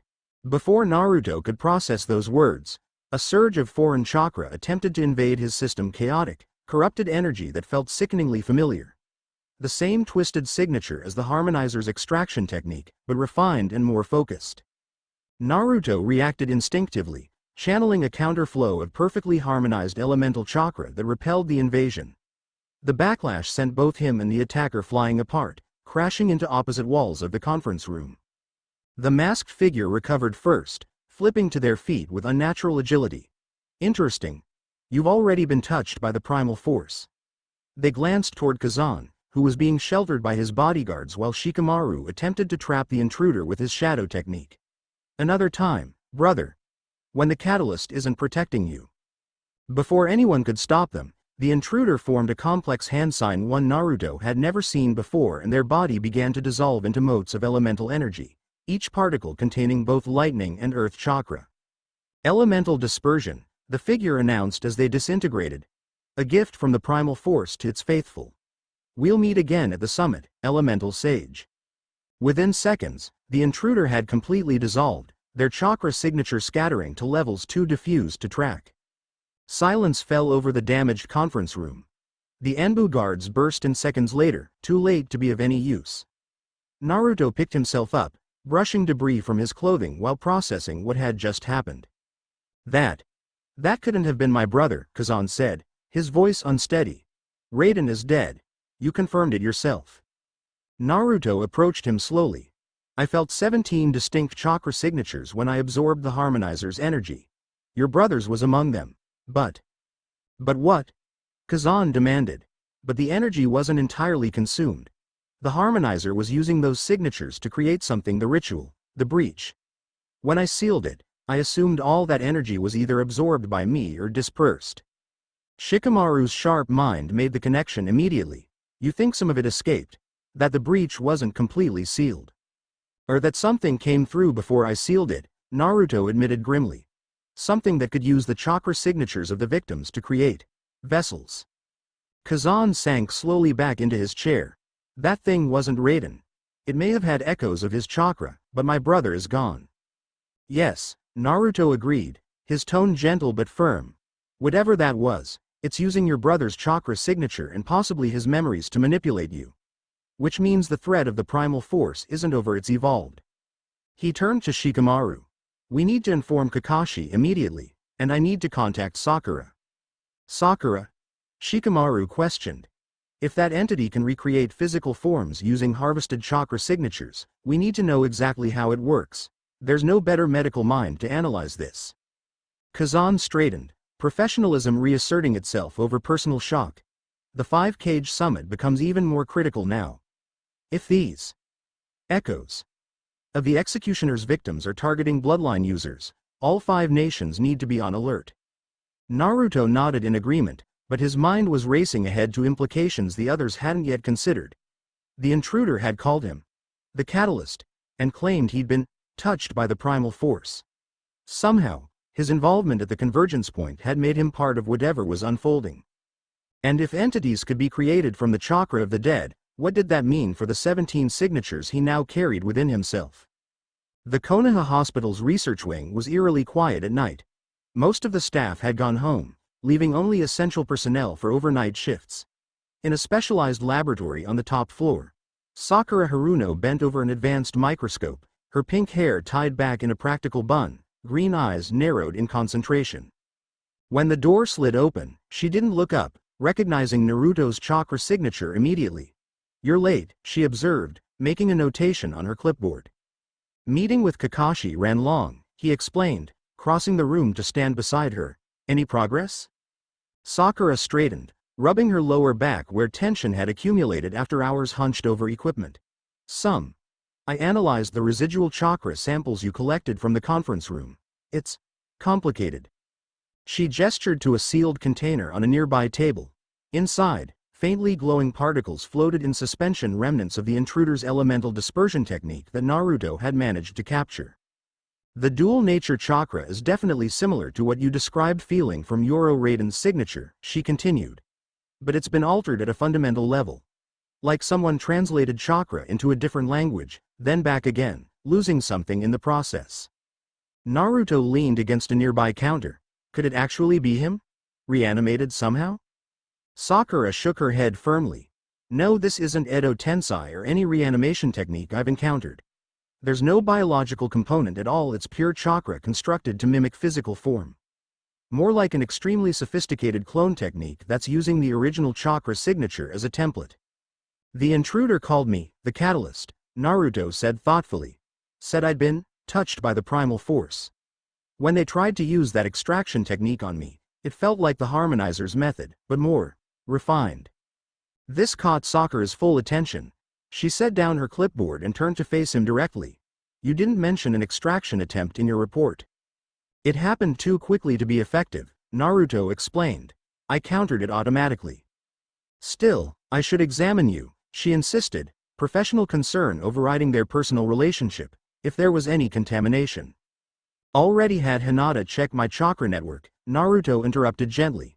No disruptions, no foreign energy. I'm fine, Sakura. She gave him a look that clearly communicated her skepticism, but didn't push further. Instead, she activated a wall-mounted display screen showing complex chakra wave patterns. The really interesting part is here, she explained, pointing to an unusual repeating sequence. This pattern shouldn't exist naturally. It's like the chakra has been programmed with specific instructions not just to maintain form or execute techniques, but to pursue objectives. Sent on a mission, Naruto translated, to find Kazan. And you, Sakura added. Based on what you've told me, these entities, if there are more than one, seem particularly interested in you. She hesitated before continuing. It makes a certain kind of sense. You disrupted their ritual, absorbed their leader's energy, and sealed the breach. From their perspective, you're the primary obstacle. Naruto absorbed this information silently. The implications were troubling not just for him personally, but for the upcoming summit and the stability of the fragile peace between nations. We need to bring Keita in on this, he decided. Her knowledge of elemental bloodlines might help us understand what these entities are planning. Already contacted her, Sakura said with a small smile. She's on her way from the land of rivers, should arrive tomorrow. Naruto returned the smile appreciatively, always thinking ahead. Someone has to, she teased, but the lightness faded quickly. Naruto. There's something else you should know. These chakra constructs, if that's what they're unstable. The energy pattern shows signs of degradation. Whatever process created them, it's not perfect or permanent. So they have an expiration date. More like they have a purpose to fulfill before they break down, Sakura clarified. My hypothesis is that they're designed to complete specific tasks such as targeting bloodline users, and they'll persist only until those tasks are complete or they run out of energy. Naruto's eyes narrowed. Harvesting more bloodline users would give them more energy. Exactly. It's a self-perpetuating cycle. They need to harvest elemental chakra to maintain their existence, which means more people like Kazan are in danger, Naruto concluded grimly. And the 5-cage summit will bring potential targets together in one location. Sakura nodded, concern etched across her features. It's the perfect hunting ground. The realization hung heavily between them. After a moment, Naruto pushed away from the counter and moved to stand directly in front of Sakura. Without preamble, he reached out and tucked a stray strand of pink hair behind her ear, a gesture of intimacy that momentarily shifted the atmosphere from professional to personal. You're exhausted, he observed softly. You've been at this for hours. There's a lot at stake, she replied, but didn't pull away from his touch. Which is why you need rest. Sharp mind, remember, your most dangerous weapon. A smile tugged at her lips. Using my own lectures against me is cheating. Is it working? He asked, matching her smile. Maybe. Her expression grew more serious. What about you? You're carrying a lot of responsibility right now. Naruto shrugged lightly. It's what I do. Comes with the territory of being the elemental sage, apparently. I'm serious, Sakura pressed. Representing Konoha at the summit, dealing with these entities, processing the chakra you absorbed. It's a lot for anyone, even you. Her concern was genuine, and Naruto felt a familiar warmth spread through his chest. Since their conversation by the campfire weeks ago, the one interrupted before any conclusions could be reached, things between them had remained in a state of charged ambiguity. Not quite defined, but definitely change. I'm handling it, he assured her, then added with characteristic honesty, but having you and Hinata to talk to helps. More than I can say. Sakura's eyes softened at the mention of Hinata. The three of them had developed an unusual dynamic since the Convergence Point mission, a comfortable triangular relationship where each supported the others in different ways. Romantic tension remained, but it had evolved into something more mature and less urgent. Have you spoken with her today? Sakura asked. Not yet. She's been coordinating with her clan about security for the diplomatic quarters. He paused, choosing his next words carefully. I was thinking we could have dinner together. The three of us, tonight. The implication was clear: this wouldn't be just another mission briefing or casual meeting. The unfinished conversation from weeks ago needed resolution, especially with the summit and potential danger approaching. Sakura studied his face for a moment before nodding. I'd like that. Let me finish documenting these findings, and I'll meet you at your place in an hour. Naruto smiled, relieved and appreciative. I'll let Hinata know. As he turned to leave, Sakura called after him, and Naruto. When he looked back, she continued with professional authority. I still want to run a full chakra diagnostic on you before the summit. No arguments. Yes, doctor, he replied with a mock salute that made her roll her eyes, though her smile remained. Outside the hospital, the evening air was crisp and pleasant. Naruto paused on the entrance steps, looking up at the stars beginning to appear in the darkening sky. The peaceful scene contrasted sharply with the tumult of concerns occupying his mind. Some part of him, a part that had never fully outgrown the brash, impulsive genin he once was, wanted to face these challenges head-on, to find whatever remnants of the primal force were creating these entities and eliminate the threat immediately. But years of experience had taught him patience and strategy. Sometimes the direct approach was the least effective one. He formed a shadow clone beside him without using hand signs, a small demonstration of how natural his abilities had become. Find Hinata, he instructed. Invite her to dinner at my place in an hour. Tell her Sakura will be joining us. The clone nodded and disappeared in a blur of speed. Naruto remained still for another moment, centering himself before heading toward the market district. If he was hosting a dinner for the two most important women in his life, a dinner where significant matters would be discussed, he was going to make sure the food was perfect. Hinata arrived exactly on time, carrying a bottle of rare plum wine from the Hyuga family's private reserves. She had changed from her mission attire into a casual lavender yukata that complemented her eyes, her long indigo hair falling freely down her back. The compound has been abuzz with rumors all day, she said after Naruto welcomed her inside. Something about an attack during the Cloud delegation's meeting? News travels fast, Naruto commented, taking the wine with a grateful nod. I was going to brief you both during dinner. Both? Hinata questioned, then smiled as understanding dawned. Ah, Sakura is joining us. Is that all right? Naruto asked, suddenly realizing he should have been more explicit in his invitation. Hinata's smile only warmed. Of course. After everything we've been through together, I consider her a dear friend. A hint of mischief entered her expression. Besides, I suspect this dinner might address certain unresolved matters between us all. Naruto couldn't help but chuckle. When did you become so perceptive? I've always been observant, she replied with quiet confidence. I've just become more comfortable expressing what I see. The transformation in Hinata over the years still amazed him sometimes. The shy, hesitant girl had blossomed into a self-assured woman who knew her worth and spoke her mind. Her feelings for him had remained constant, but the way she expressed them had matured along with her. A knock at the door signaled Sakura's arrival. When Naruto opened it, he found her in a simple red dress, her hair down around her shoulders rather than in its usual practical style. The sight momentarily took his breath away, a reaction that didn't go unnoticed by either woman. Sorry I'm late, Sakura said, stepping inside. The lab results needed proper documentation. Not late at all, Hinata assured her warmly. I only just arrived myself. The two women exchanged a brief hug, a gesture that had become natural between them in recent months. Naruto marveled at the ease of their interaction, given the complexity of their shared feelings. Lesser people might have fallen into jealousy or competition, but Sakura and Hinata had forged a genuine friendship built on mutual respect. Something smells amazing, Sakura commented, following Naruto to the dining area. He's been cooking all afternoon, Hinata revealed with a knowing smile. The shadow clones were quite efficient. Naruto rubbed the back of his neck sheepishly. I may have gotten carried away. The table was set with an impressive array of dishes far more than 3 people could reasonably eat. Traditional favorites like miso ramen shared space with more elaborate creations he'd learned during his travels. Seared fish with herb-infused oils, roasted vegetables in complex sauces, and fresh spring rolls filled with colorful ingredients. This is incredible, Naruto, Sakura said, genuine appreciation in her voice.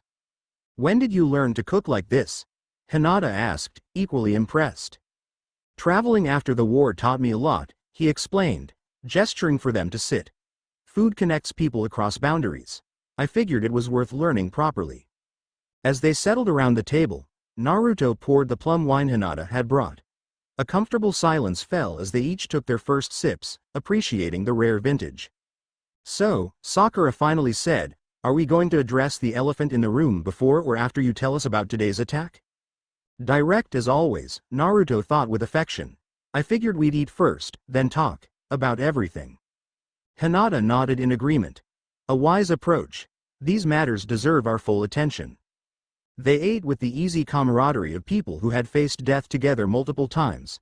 Conversation flowed naturally between mission updates, village gossip, and shared memories. By the time they moved to the comfortable seating area with fresh cups of wine, the initial tension had relaxed into a warm familiarity. Naruto described the encounter with the entity claiming connection to Kazan's brother, including the disturbing elemental dispersion technique and the references to him as the catalyst. Both women listened intently, their expressions growing more serious as the implications became clear. These entities, these echoes, seem to be constructed from the chakra signatures of the executioner's victims, Sakura explained, sharing her laboratory findings. But they're not simply clones or reanimations. They're something new, something deliberately created for specific purposes. By the primal force, Hinata concluded. Whatever it is, it clearly established some kind of foothold before Naruto sealed the breach. Naruto nodded grimly. Which means the upcoming summit isn't just a diplomatic mission, it's potentially a trap. These entities know bloodline users will be gathered there, including me. You should withdraw, Hinata suggested immediately, concern evident in her lavender eyes. Send someone else as Konoha's representative. I can't, Naruto replied. If I don't go, these entities will still target the summit, and no one else has the same ability to counter them that I do. Besides, Kakashi has already officially designated me as Konoha's representative. Sakura set down her wine cup with deliberate care. Then we go with you, as your official delegation. That's not necessary, Naruto began, but Hinata cut him off firmly. It absolutely is, she stated. Not just for protection, but for strategic advantage. My Byakugan can detect these entities even when they're trying to conceal their chakra signatures. And Sakura's medical expertise is essential for understanding what we're facing. Plus, Sakura added with a raised eyebrow, do you really think either of us would let you face this alone? Naruto looked between them. Two of the strongest, most capable kunoichi he knew and realized argument was pointless. They were right, of course. Their combined abilities would be invaluable against this new threat. I'll speak to Kakashi tomorrow about making it official, he conceded. Having both of you on the delegation actually makes strategic sense. With the immediate crisis discussed, a different tension gradually filled the room. They each knew what remained unaddressed, the complex feelings between them that had been building for months, perhaps years. Naruto took a deep breath and decided to face it directly. About what we started discussing at the convergence point. About us. I think it's time we finished that conversation. Sakura and Hinata exchanged a glance, some unspoken communication passing between them. We've been talking, Sakura revealed, turning back to Naruto. Hinata and I about the situation between the three of us. You have? Naruto blinked in surprise. Hinata nodded, her expression serene but determined. We realized it wasn't fair to leave things unresolved, especially with you caught in the middle of our feelings. I'm not, Naruto started to protest, but Sakura raised a hand to gently stop him. You are, she said kindly. You care deeply for both of us, in different but equally meaningful ways, and we both care for you. That creates a complex dynamic that deserves honest discussion. Naruto looked between them, momentarily at a loss for words. This was not how he had expected the conversation to go. He had prepared himself to do most of the talking, to carefully explain his feelings while trying not to hurt either of them. Instead, they had taken the initiative together. "I've loved you since we were children," Hinata said softly, meeting his eyes directly. "That hasn't changed. But my understanding of love has deepened. It's no longer the idolization of a young girl, but the genuine appreciation of the man you've become. And I've grown to recognize that what I feel for you goes beyond friendship or camaraderie," Sakura added, her voice steady despite the vulnerability in her eyes. "It developed gradually, especially during the years after the war, when I saw you become not just the hero everyone expected, but a man of wisdom and compassion." Naruto felt a tightness in his chest, not painful, but overwhelming in its intensity. "I never expected to find myself in this position," he admitted. "For so long, I thought love was straightforward. You found your person and that was it. But life turned out to be more complicated."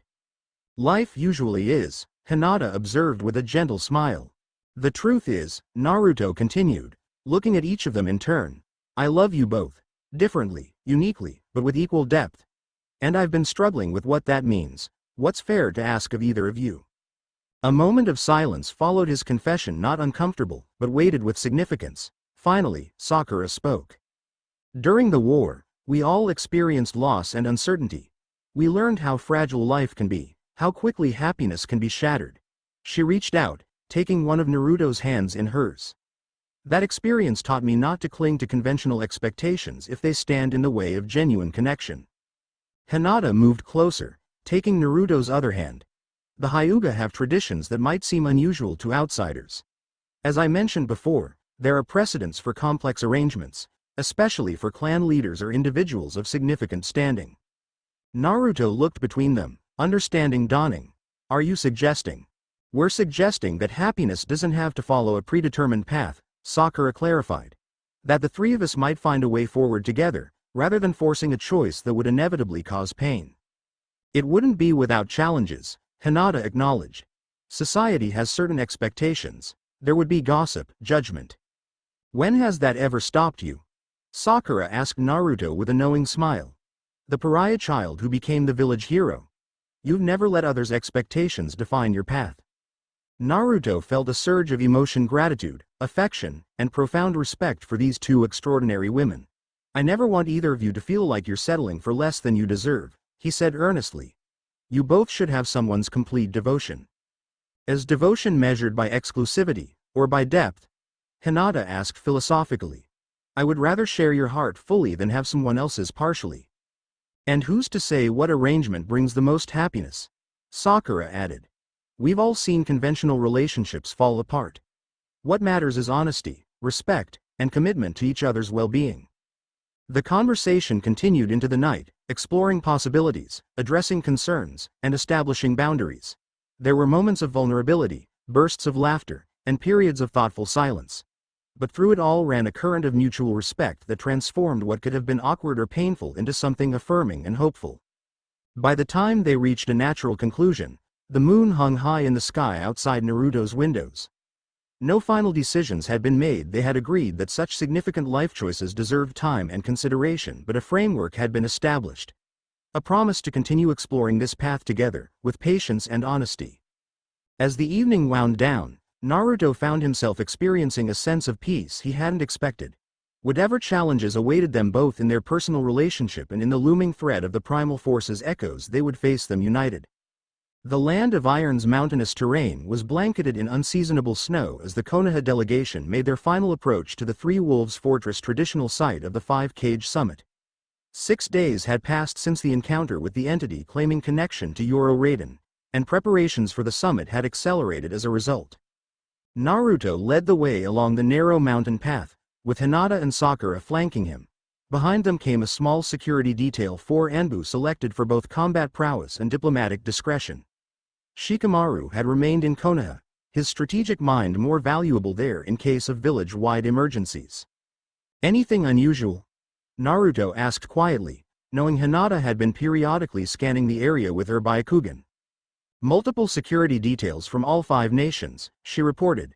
"Samurai patrols at regular intervals. Nothing overtly suspicious, though the Cloud delegation is larger than protocol would suggest." "Darui's taking the threat seriously," Naruto nodded. "Can't blame him after what happened to Kazan's brother." Sakura adjusted the medical pack strapped to her back. I've prepared specialized seals that should help contain any elemental disruptions. If these entities try to use that dispersion technique again, we might be able to trap and analyze their chakra more effectively. The Three Wolves Fortress came into view as they rounded a bend in the path, an imposing structure carved directly into the mountain face, with three massive wolf statues guarding its entrance. Samurai in traditional armor stood at attention along the approach, their chakra-channeling swords gleaming in the winter sunlight. At the main gates, a familiar figure awaited them. Mifune, general of the Land of Iron's samurai forces, had aged gracefully since the war. His hair and beard had gone completely white, but his posture remained impeccable, his eyes alert and penetrating. Uzumaki Naruto, he greeted with a formal bow. Konoha honors us by sending its elemental sage as representative. Naruto returned the bow with equal formality. General Mifune. The honor is ours. These are my advisors Haruno Sakura, head of Konoha's medical corps, and Hyuga Hinata, heir to the Hyuga clan. Mifune acknowledged each with respectful nods before his expression grew more serious. I understand there are additional security concerns for this summit. Hokage-sama sent a confidential briefing. Yes, Naruto confirmed. Has there been any unusual activity around the fortress? Nothing concrete, Mifune replied. Though several of our sensory specialists have reported brief anomalies in the natural chakra flow of the mountains. If we weren't specifically alert for such things, we would have dismissed them as weather fluctuations. This information sent a ripple of concern through the Konoha delegation. Elemental disturbances had preceded every known appearance of the executioners and their echoes. When did these fluctuations begin? Sakura asked. 3 days ago, shortly after the first delegations arrived, Mifune answered. The pattern is inconsistent, but the frequency has increased in the past 24 hours. Naruto exchanged glances with Hinata and Sakura. The timing aligned perfectly with their predictions. Whatever these entities were planning, it was already in motion. We should confer with the other delegations immediately, Naruto decided. Particularly Cloud and Sand. Gaara needs to know what we're facing. Mifune nodded. The Cage arrived yesterday. He's been asking about you. A hint of a smile crossed the samurai general's weathered face. I believe his exact words were, if Naruto has found new trouble, I want to know before it finds me. This drew a brief chuckle from Naruto. He knows me too well. As they followed Mifune into the fortress, Naruto maintained a heightened awareness of their surroundings. The natural energy of the mountains felt subtly wrong, not significantly displaced, but slightly out of alignment, like an instrument that had been improperly tuned. The dissonance was barely perceptible, but to someone with his elemental sensitivity, it registered as a continuous, uncomfortable hum. The interior of Three Wolves was as austere and functional as he remembered from previous diplomatic visits. Stone corridors lined with ancient weapons and historical banners led deeper into the mountain. Samurai stood guard at regular intervals, their discipline evident in their perfect stillness. The Konoha delegation has been assigned quarters in the eastern wing, Mifune explained as they walked. Each nation has its own secured section. Communal areas are under continuous surveillance by both samurai guards and sensor-type shinobi from multiple villages. Has Keita arrived? Naruto asked. The multicolor-haired woman had been extended a special invitation as a consultant on elemental bloodlines. Yesterday evening, Mifune confirmed. Along with several other specialists with knowledge of rare chakra phenomena. The Mizukage was particularly insistent on including experts from Kiri's research division. This was unexpected but potentially beneficial. Kiri had a long, complicated history with bloodline limits, first persecuting those who possessed them, then later embracing their strategic value. Their research into such abilities was said to be extensive, if somewhat ethically questionable. The preliminary meeting begins in 2 hours, Mifune continued. The full summit convenes tomorrow morning. Until then, you're free to settle in and confer privately with other delegations. As they reached the eastern wing, Mifune took his leave with another formal bow. When he was out of earshot, Sakura turned to Naruto. The natural energy distortion you mentioned, how severe is it? Naruto frowned slightly. It's subtle, but widespread. Like someone's been slowly replacing normal elemental chakra with a corrupted version. If it continues at this rate, the entire mountain could become destabilized, Hinata finished, her Byakugan briefly activating to assess their surroundings. The chakra flow through the stone is already showing signs of disruption. Which means we don't have much time, Sakura concluded. These entities, these echoes, they're preparing something big. Naruto nodded grimly. Let's drop our gear and find Gaara immediately. Then Kazan. We need to compare notes before the preliminary meeting. As they hurriedly settled into their assigned quarters, Naruto couldn't shake the feeling that they were already behind in this confrontation. The enemy had a head start, a hidden agenda, and the advantage of operating from the shadows. All they had were theories and vague warnings. But they also had something the enemy couldn't anticipate: the unique combination of abilities that he, Sakura, and Hinata brought together. And perhaps more importantly, the absolute trust that had developed between them, a bond recently deepened by their personal commitment to each other. That bond might prove to be their most powerful weapon in the struggle ahead. Gaara's quarters reflected his personality: minimal, precisely arranged, and somehow managing to incorporate elements of his native desert despite the snowy mountain setting. Small cacti in ceramic pots lined the windowsill, and the room's temperature was noticeably warmer than the corridor outside. The Kazekage himself sat cross-legged on a cushion, reading through a diplomatic brief while his siblings, Temari and Kankuro, conversed quietly nearby. All three looked up as Naruto's group was announced by the sand shinobi guarding the door. Naruto, Gaara greeted, setting aside his papers and rising with fluid grace. The two embraced briefly, a gesture that would have shocked those who remembered their violent first encounter as genin. Your journey was safe. Uneventful, Naruto confirmed. Though what we found upon arrival is concerning. Temari approached, her sharp eyes taking in the Konoha delegation with an assessing glance.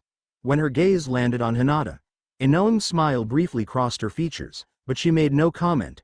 Instead, she focused on the security implications. We've noticed the elemental disturbances as well, she stated, direct as always. Our sensors reported it the moment we entered the mountain range. And it's getting worse, Kankuro added, joining them. Some of my more sensitive puppet mechanisms have started malfunctioning, components that rely on precise chakra flow or misaligning themselves. Naruto's concern deepened at this information. If the disruption was affecting mechanical constructs, the situation was deteriorating faster than he'd initially estimated. We need to bring you up to speed quickly, he said to Gaara. After the convergence point incident, we discovered that the threat wasn't entirely eliminated. Something came through before I sealed the breach, or part of the primal force's influence escaped containment. He proceeded to explain the appearance of the entity claiming connection to Yoro Raiden, Sakura's findings regarding the chakra constructs, and their theory about what might be unfolding at the summit. Gaara listened intently, his expression growing more grave with each detail. So these echoes are using the chakra signatures of the original victims, the Kazekage summarized when Naruto finished. Creating physical constructs that can pass for the deceased. And they're targeting bloodline users. Yes, Hinata confirmed. But there's more to it than harvest. The elemental disruption surrounding this mountain suggests they're attempting another ritual possibly similar to what was interrupted at the convergence point. Sakura stepped forward, adding her medical perspective. The entities themselves are unstable. They need to harvest additional elemental chakra to maintain their forms. But that doesn't explain the systematic corruption of natural energy throughout the mountain. Gaara turned to gaze out the window at the snow-covered peaks. A vessel, he said quietly. They're preparing a vessel. All eyes turned to him. What do you mean? Naruto asked, though he already feared the answer. During our investigation after the convergence point incident, we discovered ancient records in Suna's forbidden archives, Gaara explained. References to an entity called the Boundless One, a being that existed before the separation of elements, before the concept of chakra as we understand it. The primal force, Naruto nodded. Yes, though our records used the older name. Gaara turned back to face them. According to these texts, the Boundless One requires a vessel of tremendous capacity to manifest in our world, one capable of channeling all elemental natures simultaneously without being destroyed. A cold realization settled over Naruto. They're preparing this entire mountain to be that vessel, the Three Wolves Fortress itself. A vessel containing all 5 Kage and dozens of bloodline users from across the nations, Temari added grimly. An unprecedented concentration of chakra in one location. The perfect conditions for manifestation, Gaara confirmed. Kankuro, who had been listening intently, raised a practical concern. If we're right about this, shouldn't we evacuate? Call off the summit? Naruto shook his head. These entities would just find another opportunity, another concentration of powerful chakra users. At least here, we know what's happening and can prepare accordingly. Besides, Sakura added, abruptly canceling the summit would create diplomatic chaos. The fragile peace between nations could be jeopardized. So we proceed with caution, Gaara decided. Share this information with the other cage during the preliminary meeting, and develop a unified strategy. Tamari looked skeptical. The Tsuchikage is unlikely to fully cooperate. He's been suspicious of joint operations since the war. He'll cooperate when he understands the alternative, Naruto stated with quiet confidence. This isn't a village matter, it's an existential threat to the entire shinobi world. Their discussion was interrupted by a soft knock at the door. A Sand Jonin entered and bowed respectfully. Kazekage-sama, the Cloud delegation is requesting an immediate meeting with you and Uzumaki-san. They say it's urgent. Gaara and Naruto exchanged glances. Show them in, the Kazekage instructed. Moments later, Yoro Kazan entered, accompanied by 2 Cloud shinobi guards. The dual-natured man looked even more strained than when Naruto had last seen him. The stone-like texture had spread further across his face, and the electrical discharges along his right side appeared more frequent and less controlled. Forgive the intrusion, Kazan said, bowing to Gaara before turning to Naruto. But we've received troubling information that couldn't wait until the formal meeting.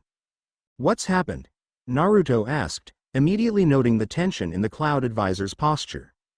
3 more bloodline users have disappeared in the past week, 1 from Cloud, 1 from Mist, and 1 from Stone. All with dual nature abilities. Kazan's dual-textured face showed carefully controlled anger. And an hour ago, one of our sensor-type Jonin detected a familiar chakra signature at the base of the mountain. My brother's signature. This revelation sent a ripple of alarm through the room. Hinata immediately activated her Byakugan, extending her vision to its maximum range. There are multiple anomalies in the chakra flow at the mountain's base, she confirmed after a moment of concentration. Concentrated points where the natural energy has been completely corrupted. They form a pattern. A pentagon, Naruto guessed. Hinata nodded grimly. Yes, just like at the convergence point. They're recreating the ritual, Sakura stated, her medical mind quickly processing the implications. But this time, they're using the mountain itself as the focal point instead of an altar. Gaara turned to Kazan. Did the Raikage authorize you to share this information with us specifically? Yes, the Cloud advisor confirmed. Darui-sama believes our village's experience with these entities makes cooperation essential. He's currently briefing the Mizukage on the situation. What about Stone? Tamari asked. Kazan's expression grew complicated. The Tsuchikage is resistant to the theory that this is connected to the convergence point incident. He believes it may be the work of rival villages attempting to destabilize the summit. This was an unwelcome but not entirely surprising development. The Land of Earth had always maintained a more isolationist position, skeptical of multilateral cooperation. We need to conduct our own investigation of these focal points, Naruto decided. See exactly what we're dealing with before the preliminary meeting. Agreed, Gaara said. A small team would attract less attention. Naruto, who do you recommend? Naruto considered the question carefully. Hinata's Byakugan is essential for detecting the chakra disruptions. I need to go because of my elemental sensitivity. Sakura's medical expertise will be valuable if we encounter any of these entities. I should accompany you as well, Kazan stated. If my brother's echo appears, I may be able to gather information from it. And one of us should join you, Kankuro added, gesturing between himself and Tamari, to represent San's interests. Naruto nodded. Tamari, your wind techniques would complement our group's abilities better. The Sand Kunoichi nodded in agreement, her analytical mind already calculating battle formations and tactical approaches. The preliminary meeting is in 90 minutes, Gaara noted. That doesn't leave much time for investigation. We'll make it count, Naruto assured him. Even a brief reconnaissance will give us more to present to the other cage. As the impromptu team prepared to depart, Sakura pulled Naruto aside briefly. These focal points, if they're similar to what we saw at the convergence point, they'll be heavily charged with corrupted elemental chakra. Be careful about direct contact with that energy. Her concern was professional, but her eyes conveyed a deeper, personal worry. Naruto gave her a reassuring smile. I'll be cautious, promise. The journey down the mountain was conducted with strategic stealth. Rather than using the main path, they opted for a less direct route that Kazan's cloud shinobi had already scouted. Hinata led the way, her Byakugan providing continuous surveillance of potential threats. As they descended, Naruto felt the elemental disruption intensify. What had been a subtle dissonance at the fortress became an increasingly uncomfortable pressure, like standing too close to a powerful magnet. The natural flow of chakra through the mountain was being systematically redirected, corrupted, and weaponized. The first focal point should be just ahead, Hinata reported, gesturing toward a small plateau jutting from the mountainside. The chakra concentration there is massive. Unlike anything I've seen outside of a tailed beast. They approached cautiously, using the scattered pine trees as cover. When they reached the edge of the plateau, what they found confirmed their worst fears. A perfect circle had been cleared in the snow, revealing bare stone etched with familiar glyphs. At the center stood a crystalline structure approximately 2 meters tall, a formation that pulsed with corrupted elemental chakra. Flowing into this crystal from 5 equidistant points was visible energy, each stream a different elemental color. Red for fire, blue for water, brown for earth, white for wind, and yellow for lightning. But the most disturbing element was the humanoid figure embedded within the crystal itself, a half-formed shape that resembled a person caught in mid-manifestation. Though partially transparent and clearly not fully corporeal, its features were distinct enough to be recognizable. "That's Terumi Kato," Kazan whispered in shock. "A Jonin from Mist who went missing 3 days ago. He possessed both water and earth release simultaneously." Sakura studied the crystalline structure with professional detachment, though Naruto could sense her horror beneath the composed exterior. The crystal is using his chakra network as a template to process and refine the elemental energy flowing into it. He's not alive anymore, his physical form has been completely converted into pure chakra. Just like the 17 victims of the harmonizer, Naruto observed grimly. Except instead of being used to create a human vessel, they're being used to create these focal points. Temari scanned the surrounding area with narrowed eyes. Where are the entities controlling this process? There should be guardians. As if in answer to her question, a voice spoke from behind them. "The guardians only appear when necessary, Wind Mistress." They spun to find 3 figures standing at the edge of the trees, humanoid but with an unnatural quality to their movements. Each had the same ghostly transparency as the half-formed shape in the crystal, though they appeared more fully manifested. Their features were distinct yet somehow generic, as though assembled from multiple reference points rather than developed naturally. "Echoes," Hinata confirmed, her Byakugan analyzing their chakra structure. "Artificial constructs using the signatures of the original victims." The central figure stepped forward. Unlike the others, his features were clearly recognizable, the same face that had confronted them in Konoha, claiming connection to Yoro Raiden. "The catalyst returns," the entity said, focusing on Naruto, with his converging stars. His gaze shifted to include Hinata and Sakura, then moved to Kazan. "And the brother. How efficient." Kazan stepped forward, tension visible in every line of his dual-textured body. "You are not Raiden," he stated flatly. "Stop wearing his face." The entity tilted its head in an unsettlingly inhuman motion. "This form is convenient, Vesselkin. Your emotional attachment makes it valuable." It gestured to the crystal structure behind them. "Just as Terumi's dual nature makes his form valuable for the focal array." "What is your purpose here?" Naruto demanded, channeling a thin layer of protective chakra around his body, enough to defend, not enough to appear threatening. "Purpose?" The Raiden entity seemed almost amused. "To prepare the great vessel, of course. This mountain will become the body of the primal force, with the 5-cage summit as its heart." "And then what?" Temari challenged. "What happens to everyone inside when your primal force takes over?" "Transcendence," another of the entities answered, its voice carrying eerie harmonics. "The arbitrary boundaries between elements will dissolve. Between individuals as well. All will become one with the primal force." "You mean all will die?" Sakura translated bluntly. "Absorbed and consumed just like the 17 original victims." The Raiden entity smiled, a gesture that looked practiced rather than natural. "Death is a limited concept. Those absorbed contribute to something greater. Their essence persists within the whole." Naruto had heard enough. "Whatever you're planning stops now. We've defeated your kind before." You've delayed the inevitable, the entity corrected. The harmonizer was merely a precursor limited by his human vessel. What grows now is beyond such constraints. Without warning, all three entities suddenly raised their hands in identical gestures. The crystal structure behind the Konoha group pulsed violently, emitting a shockwave of corrupted elemental chakra that rippled outward in all directions.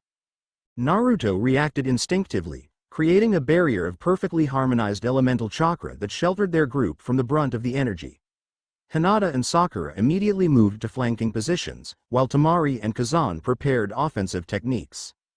They're trying to trigger the focal point prematurely, Sakura shouted, recognizing the pattern of energy. If all 5 points activate simultaneously before we can report to the cage, then we stop them here, Naruto replied, his eyes cycling through elemental colors as he maintained the protective barrier. Hinata, can you disrupt the crystal's structure with your gentle fist? Yes, but I'll need direct contact, she confirmed, Byakugan intensifying as she analyzed the crystal's chakra pathways. Temari and I will create an opening, Kazan volunteered, his dual-natured chakra flaring visibly. My lightning should destabilize their forms temporarily. And my wind will keep them dispersed, Temari added, already unfolding her battle fan. I'll shield Hinata while she attacks the crystal, Sakura decided, chakra glowing around her fists. Naruto, can you handle all three entities? He gave her a confident nod. Their strategy established in seconds, they moved as one, a perfectly coordinated team despite minimal prior combat experience together. Kazan struck first, channeling both lightning and earth chakra into a devastating technique that temporarily scrambled the electromagnetic field around the entities. Dual release, magnetic disruption field. The entities' forms wavered, their semi-corporeal bodies struggling to maintain cohesion. Temari immediately followed with a precisely calculated wind technique from her fully extended fan. Wind style. Severing pressure wave. The cutting wind forced the unstable entities further apart, creating the opening they needed. Naruto dropped his protective barrier and launched directly toward the Raiden entity, engaging it in close combat while Hinata and Sakura darted past the distracted echoes toward the crystal structure. Your resistance is instructive, the Raiden entity told Naruto as they exchanged blows, its techniques fluid but oddly mechanical, lacking the intuitive adaptability of a true shinobi. The catalyst continues to demonstrate why he was chosen. Chosen for what? Naruto demanded, countering a lightning-based attack with a precisely calibrated wind technique. To become the central vessel, the entity replied, as if explaining something obvious. Your unique elemental harmony makes you ideal. The primal force has marked you since you sealed the initial breach. This revelation confirmed Naruto's growing suspicion. The harmonizer's ritual hadn't been a failure from the primal force's perspective, it had been a test, an assessment of Naruto's capabilities. And by interfering, he had inadvertently drawn its attention. Meanwhile, Hinata and Sakura had reached the crystal structure. Sakura positioned herself defensively, ready to counter any attacks while Hinata prepared her gentle fist technique. The chakra pathways are complex, Hinata observed, Byakugan revealing the inner workings of the crystal. But there's a central nexus where the 5 elemental streams converge. If I strike there with precisely the right timing. As she studied the pulsating energy, the half-formed figure within the crystal suddenly moved, turning its head to stare directly at her with eyes that held no humanity, only raw elemental power. You cannot stop the convergence, it spoke, its voice emanating not from a mouth but from the crystal itself. The 5 points are already synchronized. We'll see about that, Hinata replied calmly, dropping into the initial stance of her most advanced technique. 8 trigrams, 64 palms. Her strikes hit the crystal with pinpoint accuracy, each blow targeting a specific junction in the chakra network that had been constructed using Terumi Kato's spiritual template. The crystal emitted high-pitched resonances with each impact, its glow fluctuating wildly. Sakura remained vigilant, intercepting the 2 non-Raiden entities as they attempted to intervene. Her chakra-enhanced strength sent one flying backward into the tree line with a single devastating punch. The second she engaged with more precision, using her medical knowledge to target vulnerabilities in its chakra construction. Their forms destabilize when subjected to concentrated physical trauma, she called out. They haven't perfected the integration of spiritual and physical energies. Temari capitalized on this insight immediately, shifting her wind techniques to create rapid, concentrated pressure differentials around the entity she was battling alongside Kazan. Wind style. Vacuum sphere barrage. The entity's semi-corporeal form wavered violently under the assault, sections of it briefly dissolving into motes of elemental energy before painfully reconstituting. At the crystal, Hinata delivered her 64th strike directly into the central nexus. For a moment, nothing happened, then fractures began spreading throughout the structure, elemental light spilling from the cracks like liquid fire. "Everyone back!" Naruto shouted, disengaging from the Raiden entity and creating shadow clones to cover their retreat. "It's going to destabilize." They barely made it to the tree line before the crystal shattered with a thunderous explosion of elemental energy. The shockwave flattened the surrounding pines and sent a plume of multicolored light shooting upward into the sky. The three entities screamed in unified agony, a sound that seemed to contain multiple voices layered together as their forms temporarily lost cohesion. "We need to move," Naruto urged as the echoes began to reform. "Back to the fortress. They'll recover quickly, and we need to warn the cage before the other focal points activate in response." As they retreated up the mountain, Sakura kept pace beside him. "This confirms our worst fears," she said breathlessly. "They're using bloodline users to create an array that will transform the entire summit location into a vessel. And they want me as the central component," Naruto added grimly. "The catalyst they keep referring to." Hinata, running on his other side, had heard this exchange. "Then we don't let them anywhere near you," she stated with quiet ferocity. "Whatever it takes." Behind them, the sky above the destroyed focal point continued to pulse with chaotic elemental energy. The disruption they had caused was significant but temporary. 4 other focal points remained active, and the preliminary meeting would begin in less than 30 minutes. The race against time had begun in earnest. Chapter 2 End. Chapter 3. Breaking boundaries. The preliminary meeting of the 5-Cage Summit erupted into barely controlled chaos as Naruto and his reconnaissance team delivered their report. Their disheveled appearance, clothing singed by elemental energy, faces grim with urgency, had immediately set the tone. "You deliberately engaged these entities without proper authorization," the Tsuchikage demanded, his weathered face flushed with anger. Kuretsuchi's grandfather had retired years ago, but the new stone leader, Akatsuchi, had inherited much of the old man's skepticism toward joint operations. "We conducted reconnaissance that became defensive combat when attacked," Naruto corrected firmly. "And what we discovered confirms the immediate danger to everyone at this summit." The circular chamber within Three Wolves Fortress had been designed for exactly this type of high-level meeting. 5 elevated seats arranged in a perfect circle, with advisors positioned behind each cage. In the center, a round stone table displayed a 3-dimensional map of the surrounding mountains, now marked with 5 glowing points indicating the location of each focal crystal. "One focal point has been destroyed," Naruto continued, indicating the disrupted position. "But our intervention has likely accelerated their timeline. The remaining 4 will be heavily guarded now." Darui, the Raikage, leaned forward with his hands clasped. "Kazan's report matches Uzumaki's exactly. These echoes are using bloodline users to create an array that will transform this entire mountain into some kind of vessel for the entity they call the Primal Force." The Mizukage, Shojiro, had remained silent throughout most of the exchange, his expression thoughtful behind his glasses. Now he spoke, his voice carrying the quiet authority he had developed since assuming leadership of the Mist Village. "The missing Mist Jonin Terumi Kato was my cousin's student. His dual nature ability was rare even among our bloodline users." He looked directly at Naruto. "You say his chakra signature was being used to process elemental energy at the focal point?" "Yes," Sakura answered, stepping forward with clinical precision. "The victim's chakra networks are being used as templates to filter and refine elemental energy. It's similar to what we discovered after the Convergence Point incident, but more sophisticated." Gaara, who had been studying the map intently, finally addressed the room. "We face 2 immediate threats. First, the completion of this elemental array, which would transform the summit location into a vessel for this primal force. Second, the targeting of additional bloodline users to power the remaining focal points. And we're supposed to believe this is all connected to some mystical, primal force, rather than a coordinated attack by rival villages?" The Tsuchikage scoffed. "Conveniently, only Konoha and Sand have direct experience with this supposed entity." Tamari stepped forward from behind Gaara, her diplomatic training barely containing her irritation. With respect, Tsuchikage-sama, you lost a bloodline user 3 days ago. Are you suggesting Konoha or Sand orchestrated that abduction as part of an elaborate deception? Akatsuchi's expression darkened. I'm suggesting that jumping to supernatural explanations when political motivations exist is naive at best, dangerous at worst. Enough. Darui interrupted, his normally laid-back demeanor giving way to decisive leadership. Whether you believe in this primal force or not is irrelevant.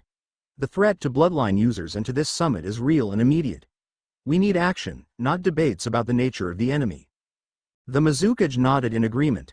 I propose a joint operation to neutralize the remaining focal points. Each village contributes elite shinobi with experience in complex chakra operations. While simultaneously enhancing the fortress's defenses, Gaara added, if we cannot evacuate due to diplomatic considerations, we must prepare for potential infiltration. Naruto watched the discussion unfold with growing tension. The political maneuvering, while necessary, was consuming precious time. Each minute that passed allowed the entities to further stabilize their array and potentially harvest more bloodline users. There's another consideration, he interjected, drawing all eyes back to him.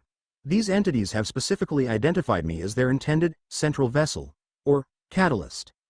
My presence here may be accelerating their timeline. This revelation created a momentary silence in the chamber. Are you suggesting you should leave the summit? Chojuro asked carefully. I'm suggesting that I should lead the offensive against the focal points, Naruto clarified. If I'm their primary target, let's use that to draw them out. Meanwhile, the summit continues under enhanced protection, creating the appearance of normalcy. Hinata, who had been quietly observing from behind Naruto, stepped forward. My Byakugan can detect these entities even when they're attempting to conceal themselves. I should accompany any team targeting the focal points. As should I, Sakura added.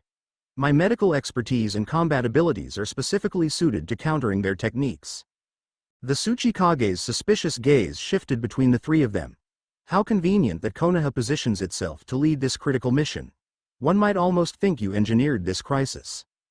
Before Naruto could respond, an unexpected voice cut through the tension. That's enough, Akatsuchi. All eyes turned to the entrance of the chamber, where Keita stood beside an elderly stone kunoichi whom Naruto recognized as one of the Tsuchikage's advisors. The multicolor-haired woman's expression was severe, her elemental eyes flashing with barely contained anger. Keita-san was not scheduled to attend this preliminary meeting, the Tsuchikage protested, but his advisor stepped forward.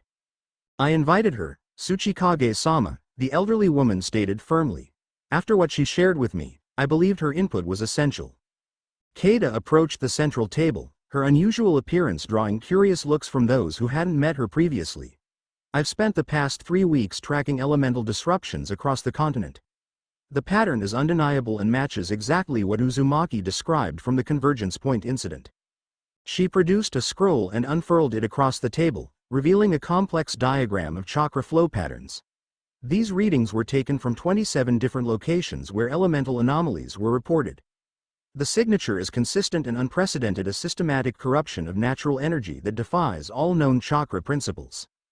The Tsuchikage studied the diagram with reluctant interest. And you believe this supports the primal force theory? I believe it confirms that something is systematically manipulating elemental chakra on a scale never before documented, Keita replied diplomatically. Call it what you will, the threat is real and growing. Her testimony seemed to sway the room. Even the Tsuchikage's expression showed the first hints of genuine concern rather than political skepticism. Very well, Darui decided, taking control of the discussion. We form 3 teams. The first, led by Uzumaki, will target the remaining focal points. The second will enhance fortress defenses under the Mizukage's direction. The third, led by the Kazekage, will protect potential bloodline targets within the summit. He looked around the table, meeting each cage's eyes. The Tsuchikage and I will maintain the diplomatic proceedings as scheduled, to avoid creating panic or revealing our knowledge to potential infiltrators. The plan was logical and comprehensive. Each village would contribute specific skills while maintaining appropriate political balance. Even the Tsuchikage seemed satisfied with the arrangement, though his suspicion hadn't entirely faded. We move immediately, Gaara stated, rising from his seat. The formal summit begins tomorrow morning. We should neutralize as many focal points as possible before then. As the meeting concluded and the various leaders moved to implement their assigned tasks, Naruto found himself momentarily alone with Hinata and Sakura at the edge of the chamber. The Tsuchikage still doesn't fully believe us, Hinata observed quietly. He believes enough to cooperate, Sakura replied pragmatically. That's what matters. Naruto nodded in agreement, but his mind was already focused on the mission ahead. We need to move quickly. The focal points will be heavily guarded now, and the entities will be expecting us. Who will you request for the strike team? Hinata asked. Besides the three of us, I want Keita for her elemental expertise, Tamari for ranged combat and tactical thinking, and, he hesitated briefly, Kazan. Both women looked surprised at the last name. You trust him? Sakura questioned. Even knowing his brother's echo is involved? I trust his motivation, Naruto clarified.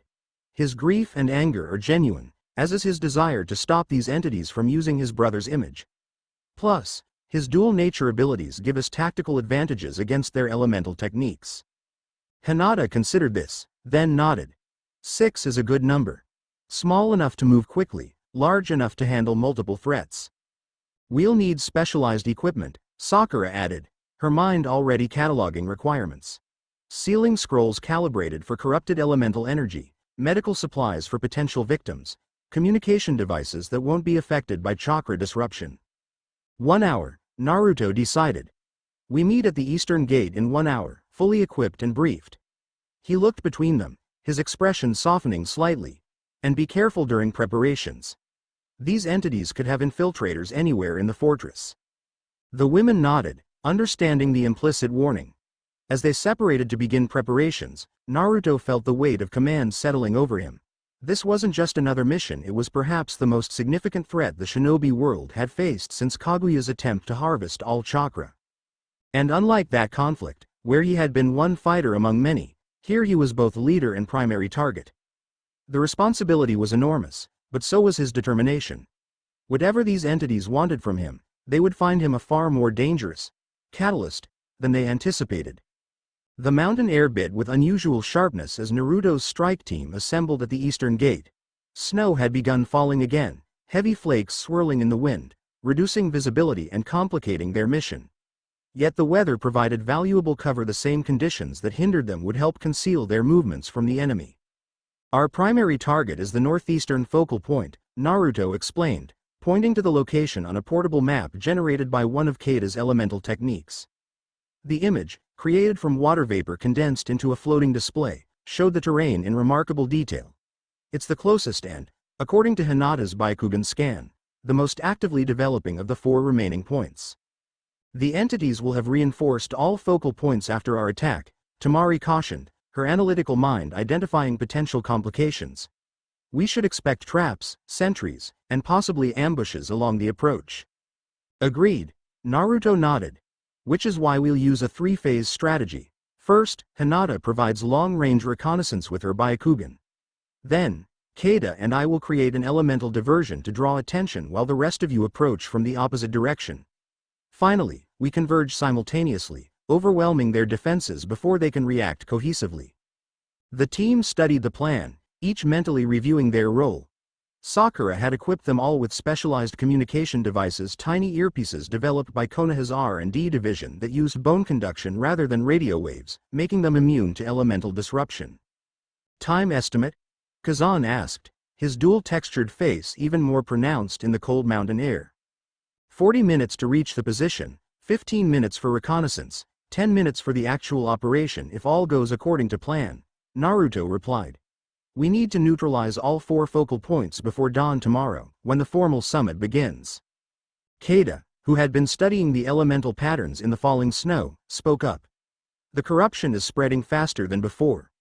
The natural energy of the mountain is being systematically inverted, positive elemental charges becoming negative, harmonious flows becoming discordant. Can you track the progress rate? Sakura asked her. The multicolor-haired woman nodded grimly.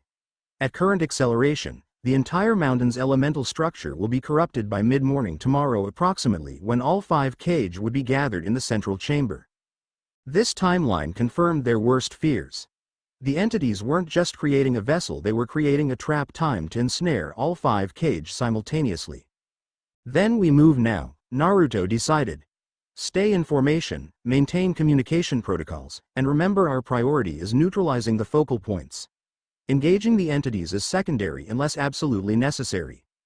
With final nods of confirmation, the team moved out. They traveled in carefully considered positions.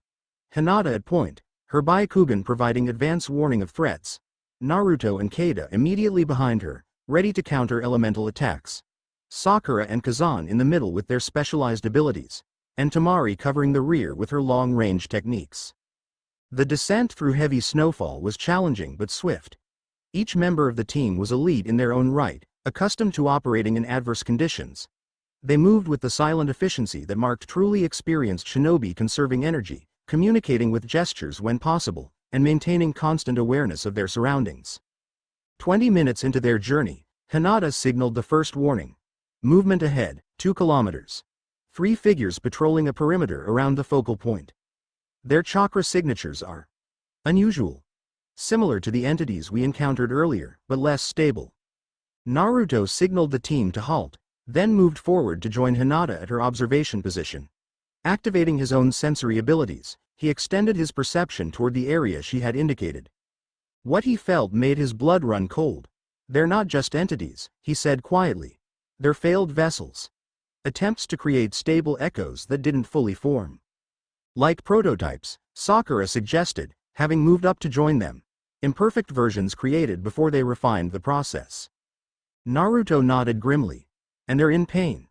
The chaotic elemental energy is tearing them apart even as it sustains them. This added a disturbing new dimension to their mission. These weren't just enemies to be defeated, they were victims whose chakra and possibly consciousness had been corrupted and weaponized against their will. Can they be saved? Hinata asked, her compassionate nature emerging despite the tactical situation. Sakura studied the distant figures through a specialized monocular that enhanced chakra visualization.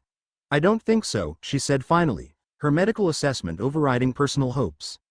Their core chakra structures have been fundamentally inverted. They exist in a state that defies natural law. Then we give them peace, Kazan stated firmly, having overheard their discussion. No one should exist in such a state. The conviction in his voice reminded them all that his brother's chakra signature had been used to create one of the more stable entities. For him, this mission was deeply personal, a chance to prevent others from suffering similar fates. Adjusted plan, Naruto decided. We neutralize the sentries quickly and humanely before approaching the focal point. Hinata, how much farther to optimal observation position? Another kilometer, she replied. There's a ridge that offers clear sight lines to the focal point while providing cover from detection. Let's move, Naruto ordered. When we reach the ridge, we'll reassess and execute the operation. They continued their descent with heightened caution.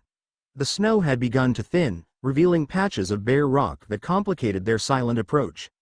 Twice they were forced to halt as patrols of the failed entities passed nearby, their movements erratic and unpredictable, sometimes flowing with inhuman grace, other times jerking painfully as their unstable forms briefly destabilized. When they finally reached the observation ridge, the full scope of what they faced became clear. The northeastern focal point was significantly larger than the one they had destroyed earlier, a crystalline structure nearly 5 meters tall, pulsating with corrupt elemental energy. Unlike the previous crystal, this one contained not one but 2 half-formed figures, their features blurred and overlapping as if 2 separate entities were being forcibly merged. Those are the missing bloodline users from Cloud and Mist, Kazan confirmed, his voice tight with controlled anger. My intelligence report had their descriptions. Surrounding the focal point was an elaborate array of smaller crystals, each channeling specific elemental energy toward the central structure. The pattern was precise and mathematical, a complex geometric design that amplified and refined the corrupt chakra flow. This is more advanced than the last focal point, Keita observed, her elemental eyes analyzing the array. They're learning, adapting their techniques for greater efficiency. Sakura nodded in agreement. The chakra refinement process is at least twice as sophisticated. They've created feedback loops that maximize energy extraction while minimizing leakage. Temari, ever the tactician, was more concerned with the defensive arrangements. 12 sentries in total, positioned to cover all approaches. plus what appears to be a triggered alarm system using corrupted earth chakra. Those darker patches in the snow would transmit vibrations if disturbed. Naruto absorbed all this information, his mind quickly processing the tactical challenges. The operation had just become significantly more complex than anticipated. New plan, he decided.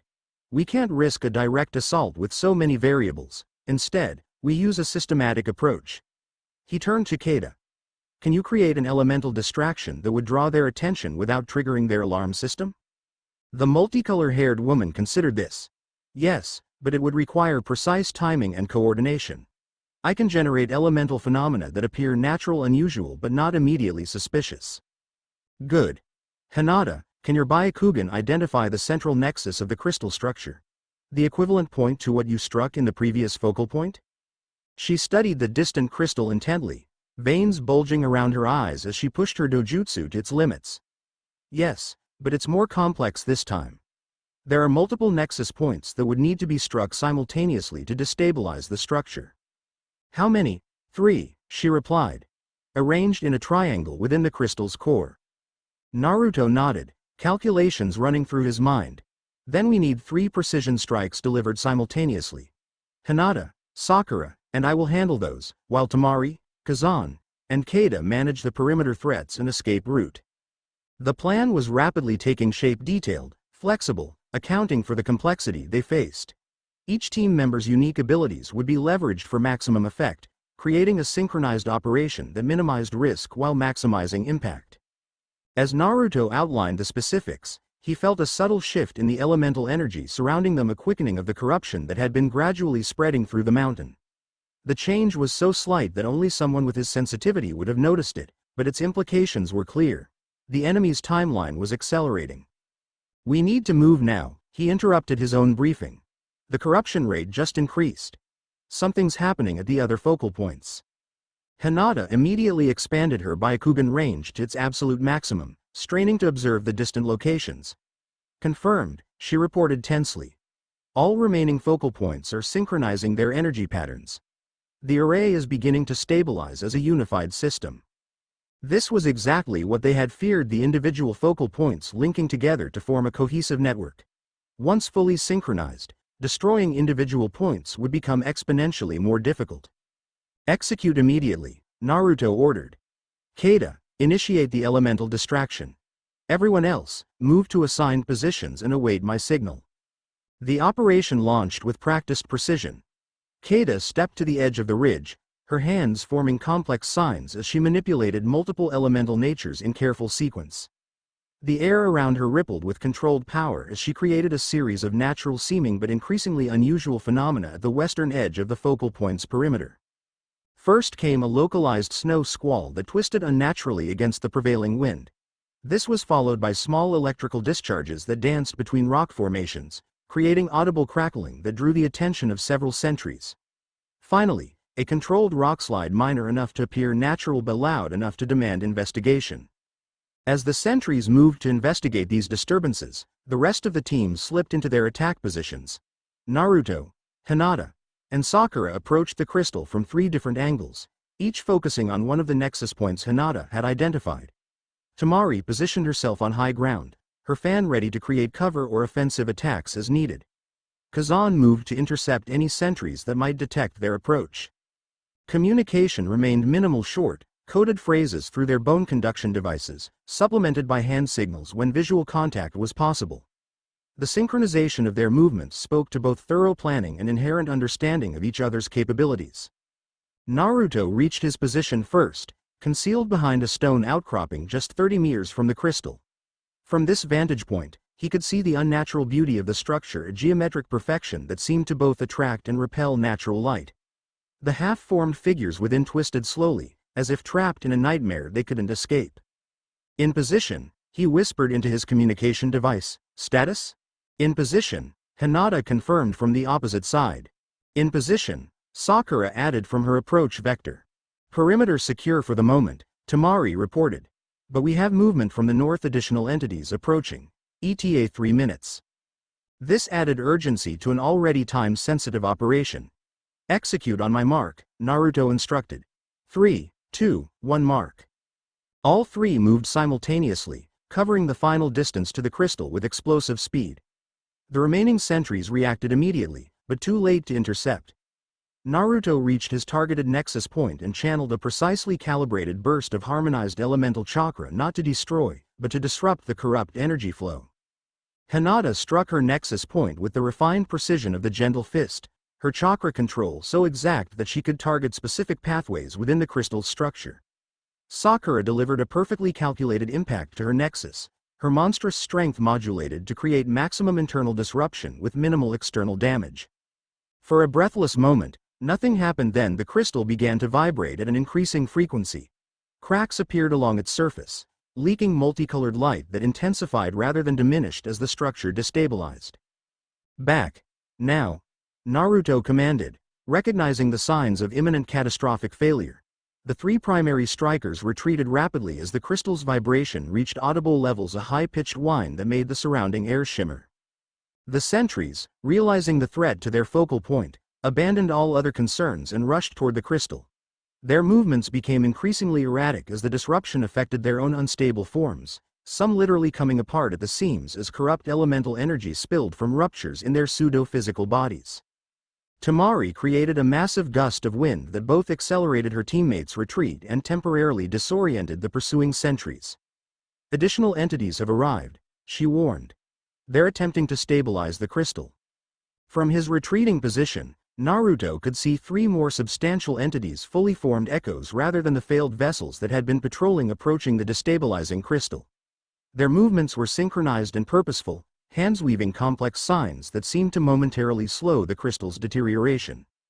They're trying to contain the disruption, Keita reported, her elemental eyes perceiving details others couldn't. Redirecting the energy flow to bypass the damaged nexus points. Not on my watch, Naruto muttered.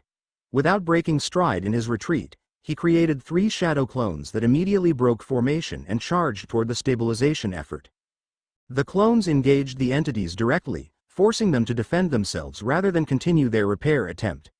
This momentary distraction was all that was needed. The crystal's destabilization accelerated past the point of no return, the high-pitched whine becoming a deep, resonant hum that made the ground itself vibrate.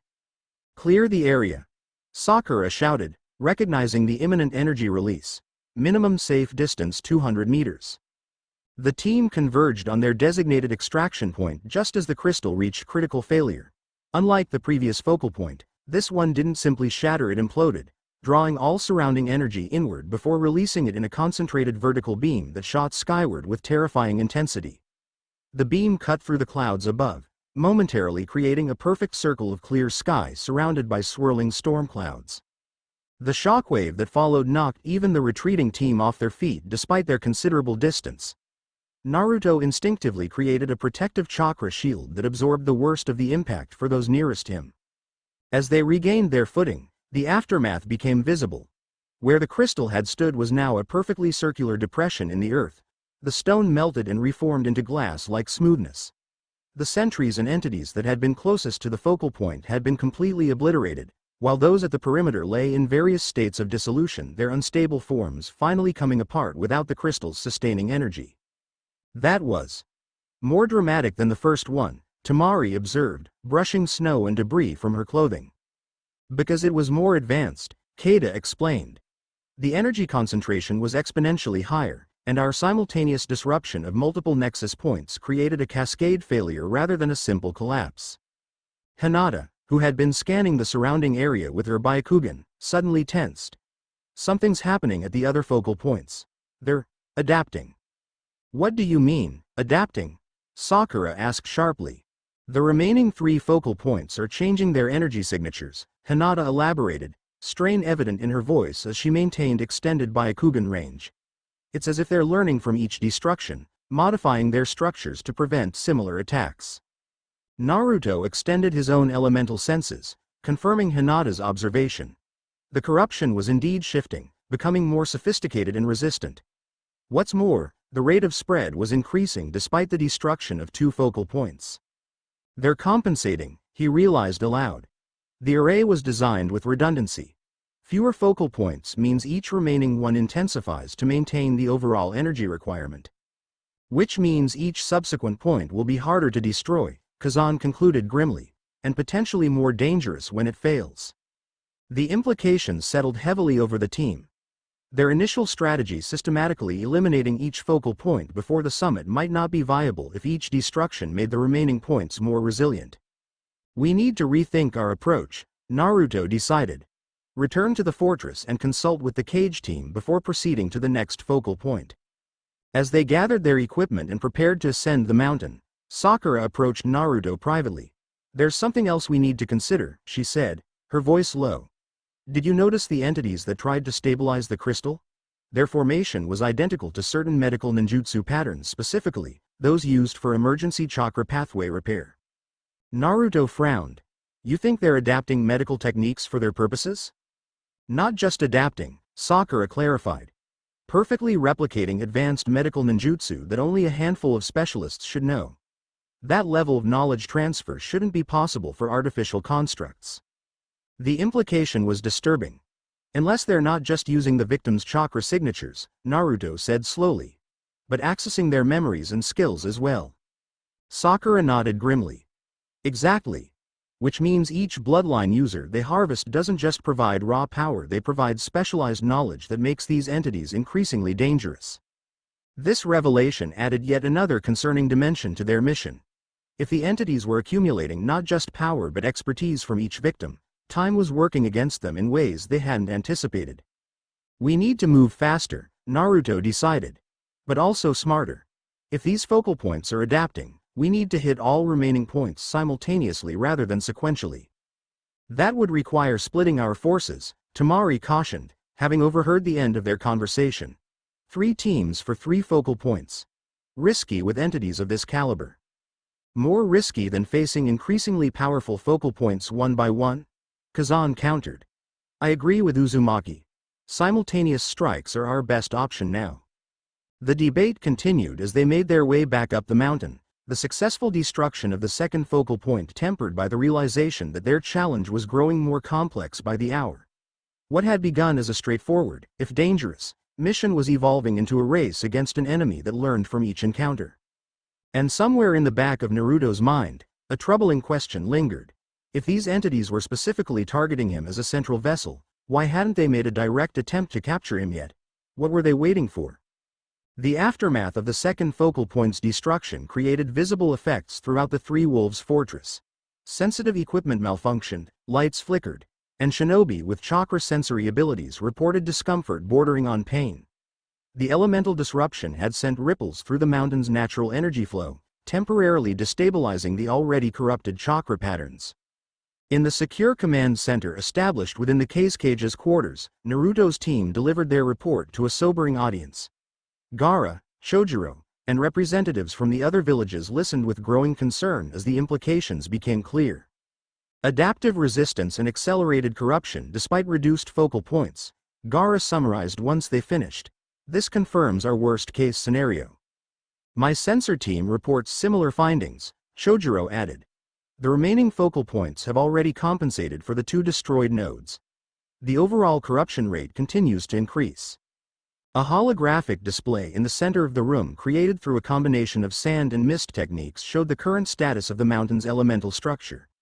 Areas of corruption appeared as darkened regions spreading like ink through water, gradually overtaking the natural energy flows. At current progression, an elderly mist sensor type reported, complete corruption will occur approximately 1 hour into tomorrow's summit during the scheduled address by the Land of Fire's feudal lord. When all 5 Cage and numerous dignitaries would be gathered in the central chamber, Temari noted grimly, maximum impact. Hinata, who had been comparing the holographic display with her own Byakugan observations, identified something the others had missed. The corruption isn't just spreading outward from the focal points, she noted. There's a secondary pattern emerging from within the fortress itself. This revelation caused immediate alarm. Gaara moved to her side, studying the area she indicated. An infiltration point? Here in the fortress? Not exactly, Hinata clarified, her Byakugan focusing on the anomaly. It's more like a resonance pattern, as if something inside the fortress is responding to the corruption outside, amplifying and redirecting it. All eyes turned to Naruto, whose elemental sensitivity made him the most qualified to interpret this phenomenon. She's right, he confirmed after extending his perception throughout the fortress. There's a catalyst of some kind within the building, something that's been deliberately placed to accelerate the corruption once it reaches a certain threshold. A trigger mechanism, Sakura translated for those less familiar with chakra theory, designed to activate when the external corruption reaches critical mass. Can you locate it precisely? Shojiro asked Hinata. She concentrated, pushing her Byakugan to its limits as she systematically scanned the fortress. After several tense moments, she shook her head in frustration. It's not a single point. The resonance is distributed throughout the structure, integrated into the very stone of the fortress in some way. The entire fortress has been prepared, Keita realized. Possibly for months or even years before this summit was scheduled. These entities or whoever controls them have been planning this for far longer than we initially assumed.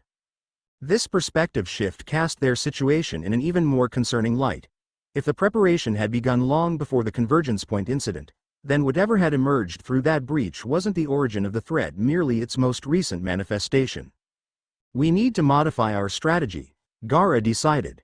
Destroying the remaining focal points remains essential, but we must also identify and neutralize this internal catalyst before the corruption reaches critical mass.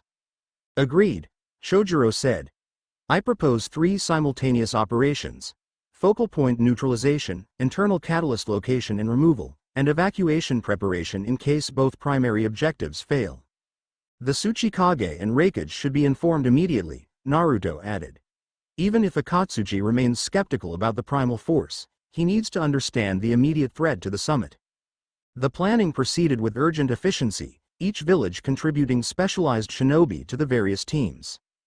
Naruto would lead the focal point neutralization effort, now expanded to include additional combat specialists from all villages. Hinata would head the internal investigation team, her Byakugan essential for tracking the resonance pattern throughout the fortress. Sakura would coordinate with medical teams to prepare for potential casualties and develop countermeasures against the corruption's physiological effects. As the meeting concluded and team assignments were finalized, Naruto found himself momentarily alone with Gaara near the tactical display. There's something you haven't shared with the others, the Kazekage observed quietly. Something about your personal involvement in this situation. Naruto smiled faintly at his friend's perception. Years of friendship had created an understanding between them that transcended words. The entities identified me specifically as their intended catalyst, he acknowledged. But I haven't experienced any direct attempt to capture me yet. It doesn't make tactical sense, they've had multiple opportunities. Gaara considered this. Unless your capture isn't necessary, perhaps your mere presence is sufficient for whatever process they've initiated. This possibility hadn't occurred to Naruto, and its implications were disturbing. You think they're using me somehow already? Without direct contact? I think, Gaara said carefully, that your connection to all 5 elemental natures makes you uniquely sensitive to their manipulation. What if that sensitivity itself is the channel they need? The theory resonated uncomfortably with Naruto's own experiences since arriving at the summit. The dissonance he'd felt in the mountain's natural energy, the persistent uncomfortable hum at the edge of his perception. What if these weren't just symptoms he was detecting, but connections being established? If that's true, Naruto said slowly, then my presence here could be accelerating their timeline regardless of my actions. Or, Gaara countered, your unique abilities make you the only one who can ultimately disrupt their plans completely. Perhaps both are true simultaneously. This paradox, being both potential catalyst and potential savior, crystallized the unusual position Naruto occupied. His elemental harmony, the very quality that made him a target, was also their greatest weapon against the corruption. Either way, Naruto decided, we proceed with the plan. If my presence is somehow accelerating their timeline, then we use that to force them to act before they're fully prepared. Gaara nodded in agreement. I'll coordinate with the defensive teams here. You should prepare for the focal point operation.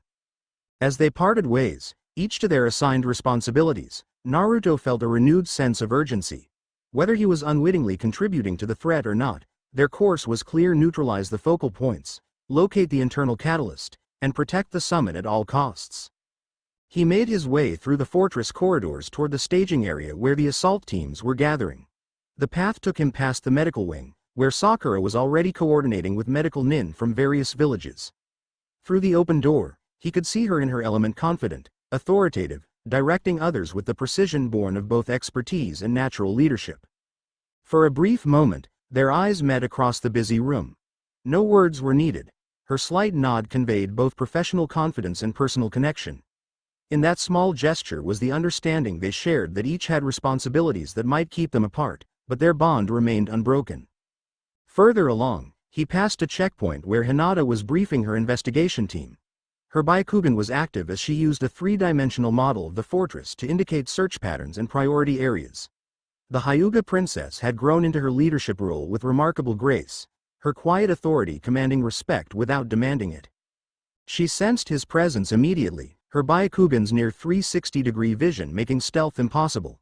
Without interrupting her briefing, she acknowledged him with a subtle hand signal, their own private communication developed during previous missions. "Be careful. Return safely." He returned the gesture with his own variation. "You too, I trust you." These brief connections with the two women who had become so central to his life strengthened his resolve. This wasn't just about protecting the summit or preventing some abstract catastrophe. It was about preserving a future where bonds like theirs could continue to grow and flourish.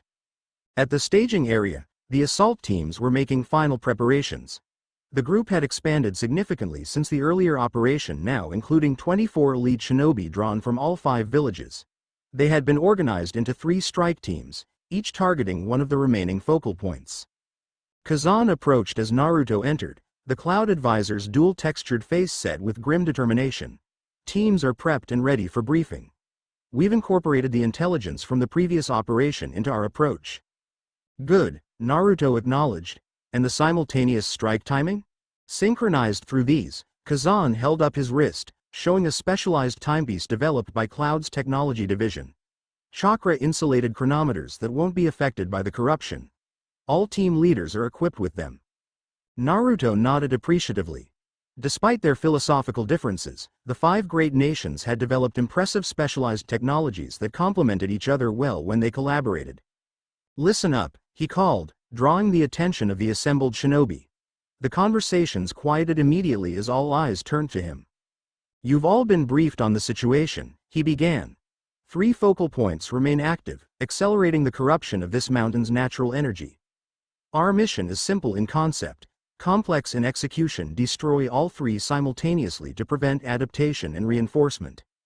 He gestured to the tactical display showing the mountain and the 3 marked locations.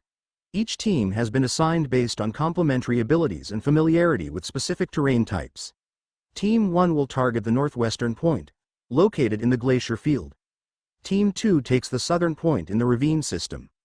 Team 3, which I'll lead personally, will hit the eastern point near the abandoned mining complex.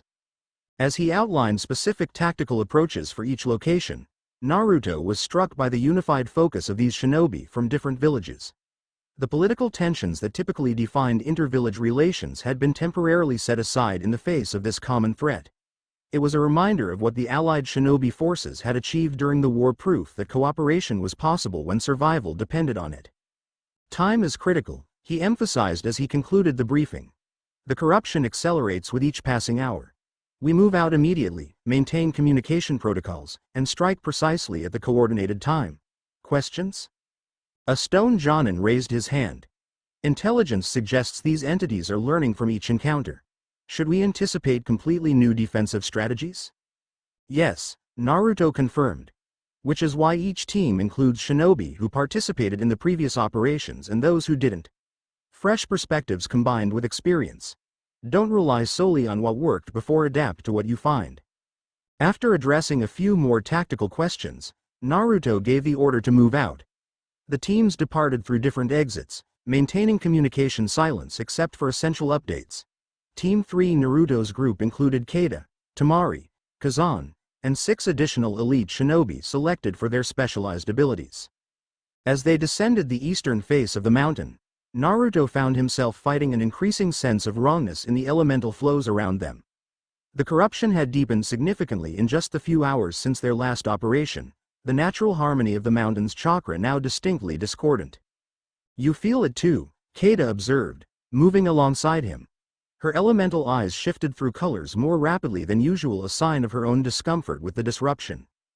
"It's worse than before," Naruto confirmed. "The corruption isn't just spreading, it's changing quality, becoming more aggressive." Keita nodded grimly. The entities are accelerating their timeline.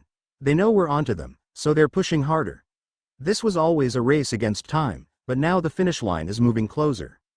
The abandoned mining complex came into view as they rounded an outcropping, a series of dark openings in the mountainside, connected by weathered wooden structures that clung precariously to the steep slope. According to their intelligence, the focal point had been established deep within the main shaft, using the natural concentration of earth and metal elements typically found in mining sites. Perimeter secured, reported one of the Cloud Shinobi, a sensor-type specialist who had been scanning ahead. No movement detected, but there's significant chakra disruption throughout the complex. Too quiet, Tamari observed suspiciously. The previous points were heavily guarded. Could be a trap, Kazan suggested. Or their forces could be concentrated elsewhere, anticipating which focal point you would target personally. Naruto considered these possibilities. Or they're changing tactics entirely.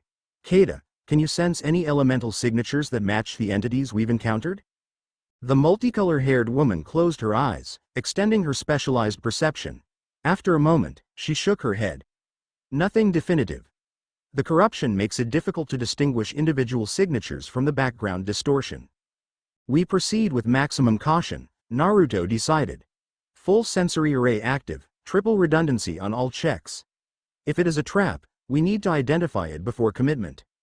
The team advanced methodically, using every detection technique at their disposal to probe for ambushes or hidden defenses.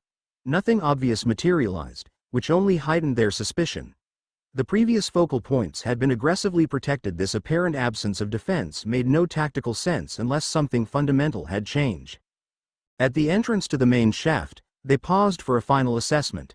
The timers on their chronometers showed 23 minutes until the synchronized strike time, plenty of buffer for final reconnaissance and positioning.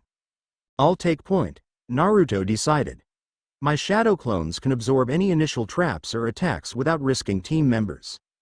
Creating 3 shadow clones, he sent them ahead into the dark shaft. The clones moved with practiced coordination, systematically checking for physical traps, chakra triggers, or concealed enemies. Their progress was monitored through Naruto's direct connection to their experiences. The tunnel descended steeply into the mountain. Old mining rails still visible though warped by years of neglect.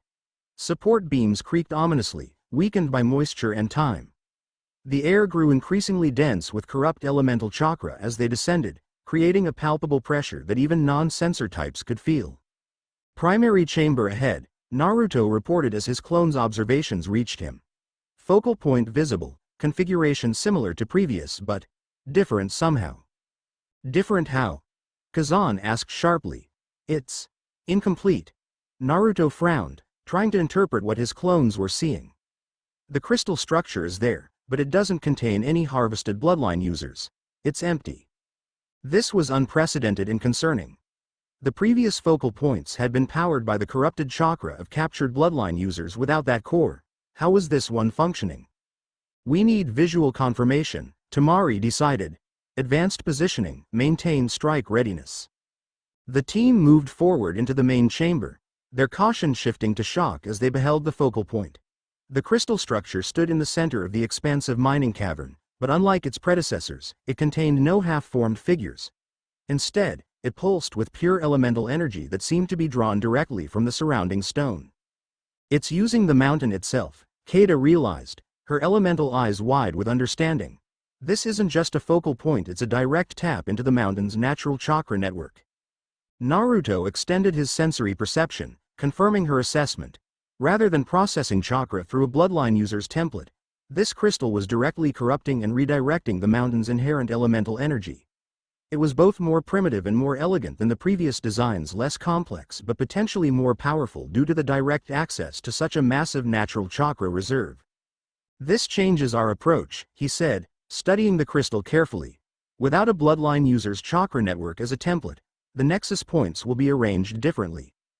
Keita moved closer, her specialized perception analyzing the crystal's structure. 5 primary nexus points, she reported. Arranged in a perfect pentagon within the crystal, each corresponding to one elemental nature. Can we still disrupt it with the same technique? Tamari asked. Yes, but we'll need 5 simultaneous strikes instead of 3, Keita replied. And each strike must be aligned to the corresponding element. Naruto made a quick tactical assessment. Keita takes water, I'll handle wind. Kazan takes earth and lightning with his dual nature, and Tamari assists me with secondary wind alignment. The rest of you maintain perimeter security. This still feels too easy. As the team moved into position, the chronometers showed 7 minutes until the synchronized strike time. Everything was proceeding according to plan, yet Naruto couldn't shake the feeling that they were missing something crucial. The absence of defenders, the modified design of the focal point, it all suggested a strategic shift by the entities that they hadn't anticipated. In position, Keita reported, having maneuvered to align with the water nexus point. In position, Kazan confirmed, his dual-natured chakra already flowing visibly around his hands as he prepared to strike both earth and lightning nexus points. In position, Tamari added, her fan position to amplify and direct Naruto's wind techniques. Naruto took his place, aligning with the wind nexus point while keeping awareness of the entire operation. 3 minutes to synchronized strike. Final perimeter check. Clear, came the response from the security team. No movement detected. Too easy, Naruto muttered, his instincts screaming that something was wrong. He expanded his sensory perception to its maximum range, pushing beyond the immediate chamber to encompass the entire mining complex. That's when he felt a subtle vibration in the mountain's chakra network, distinct from the general corruption. A resonance pattern that matched what Hinata had detected within the fortress, but stronger, more defined. Wait, he called sharply. There's something else here. Another component we're missing. Keita immediately shifted her attention, her elemental eyes scanning beyond the visible spectrum. You're right, she confirmed after a moment. The crystal isn't the focal point, it's a conduit. The actual focal point is beneath this, Naruto finished, his senses now detecting the true source. This entire chamber is sitting on top of it. The realization hit with disturbing clarity. The crystal they'd been preparing to destroy was merely a decoy, or rather, a secondary component of a much larger system. The primary focal point was embedded in the bedrock beneath the mining complex, using the natural convergence of earth chakra lines that had made this location valuable for mining in the first place. New plan, Naruto decided instantly. We need to reach the actual focal point beneath the chamber. Kazan, can your earth techniques create an access shaft quickly? The cloud advisor nodded. Yes, but it will be noisy. If there are defenders waiting, they'll know we're coming. No choice, Naruto replied. We're at 2 minutes to synchronized strike.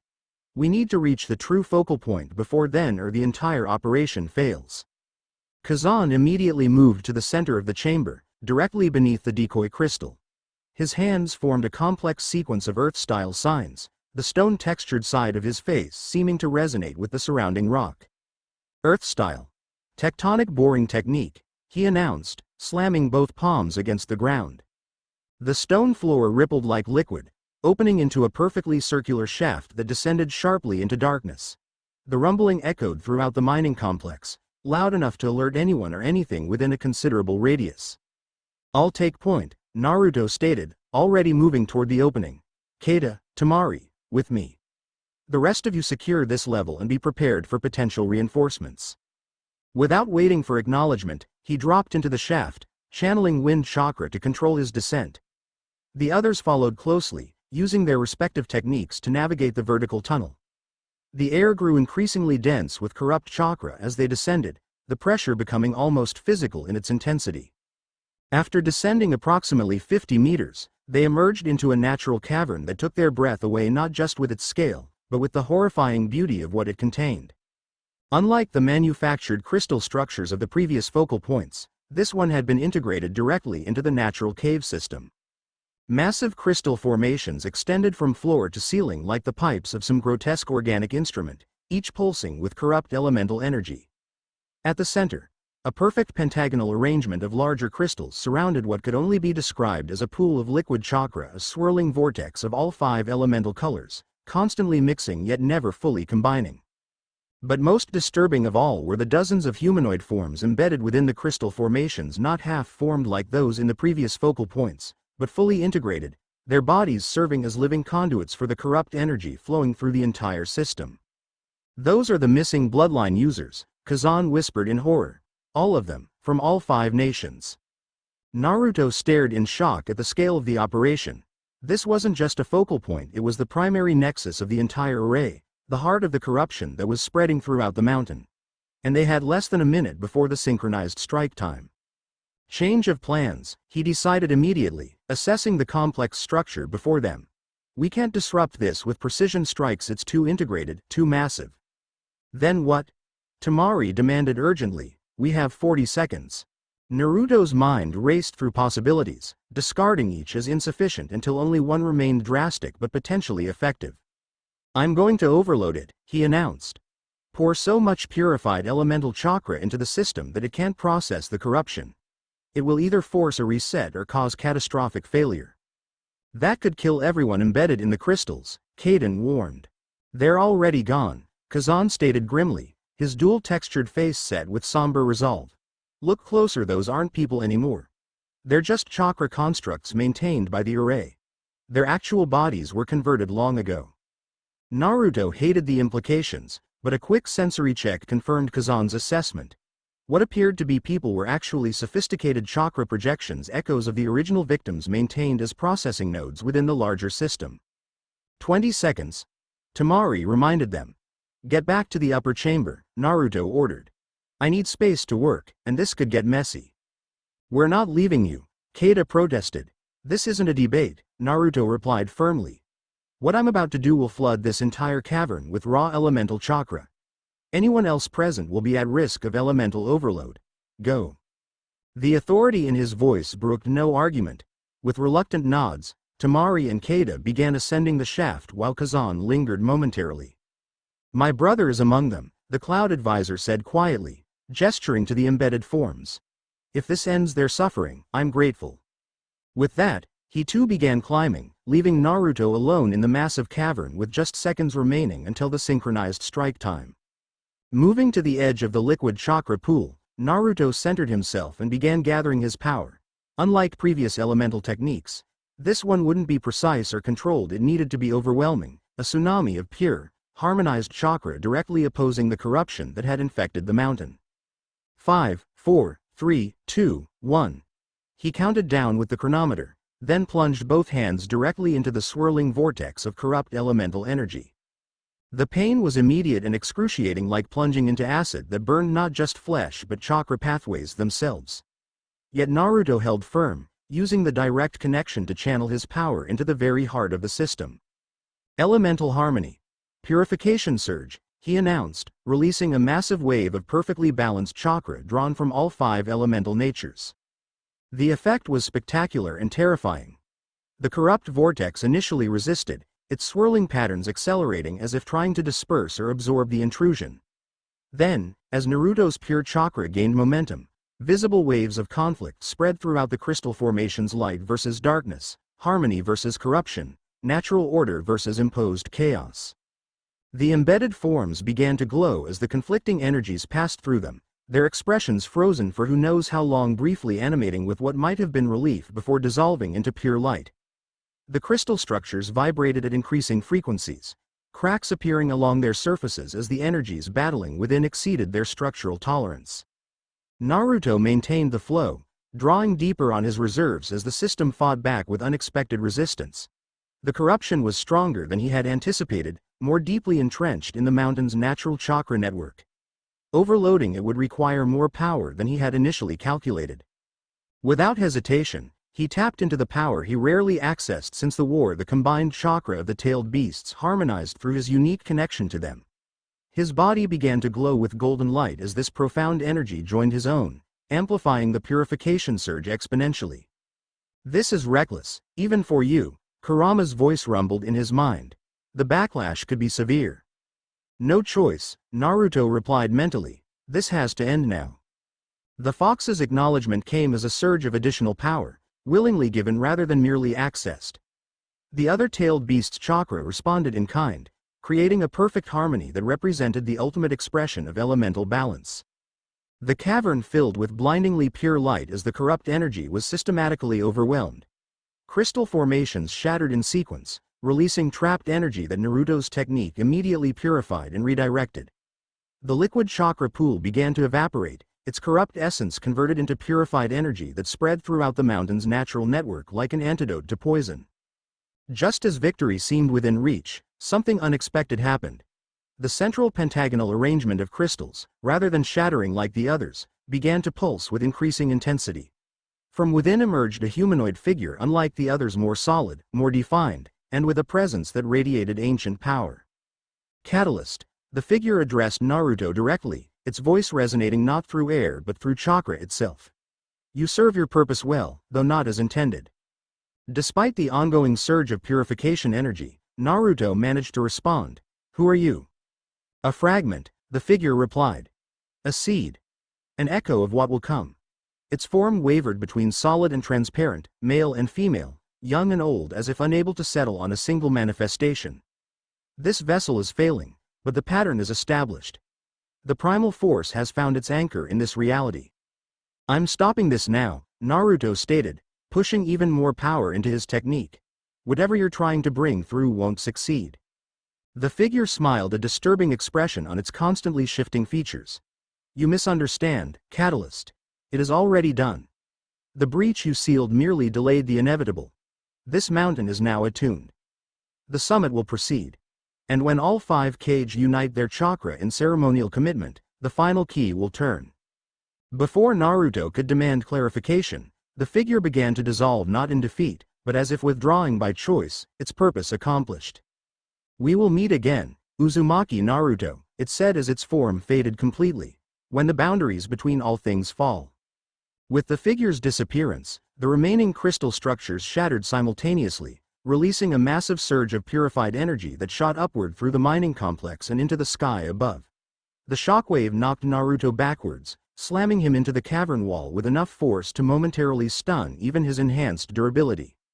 As he fought to maintain consciousness, he sensed the fundamental change spreading throughout the mountain. The corruption was being pushed back, natural elemental harmony reasserting itself like an immune system finally gaining advantage over an infection. His technique had worked, but the entity's final words suggested a troubling possibility. What if destroying the focal points had been anticipated, even planned for? The last thing Naruto saw before darkness claimed him was the ceiling of the cavern collapsing as the destabilized mining complex began to cave in. His final conscious act was to surround himself with a protective cocoon of harmonized chakra, a shield against the thousands of tons of rock now descending toward him. His vital signs are stabilizing, but the chakra network damage is extensive.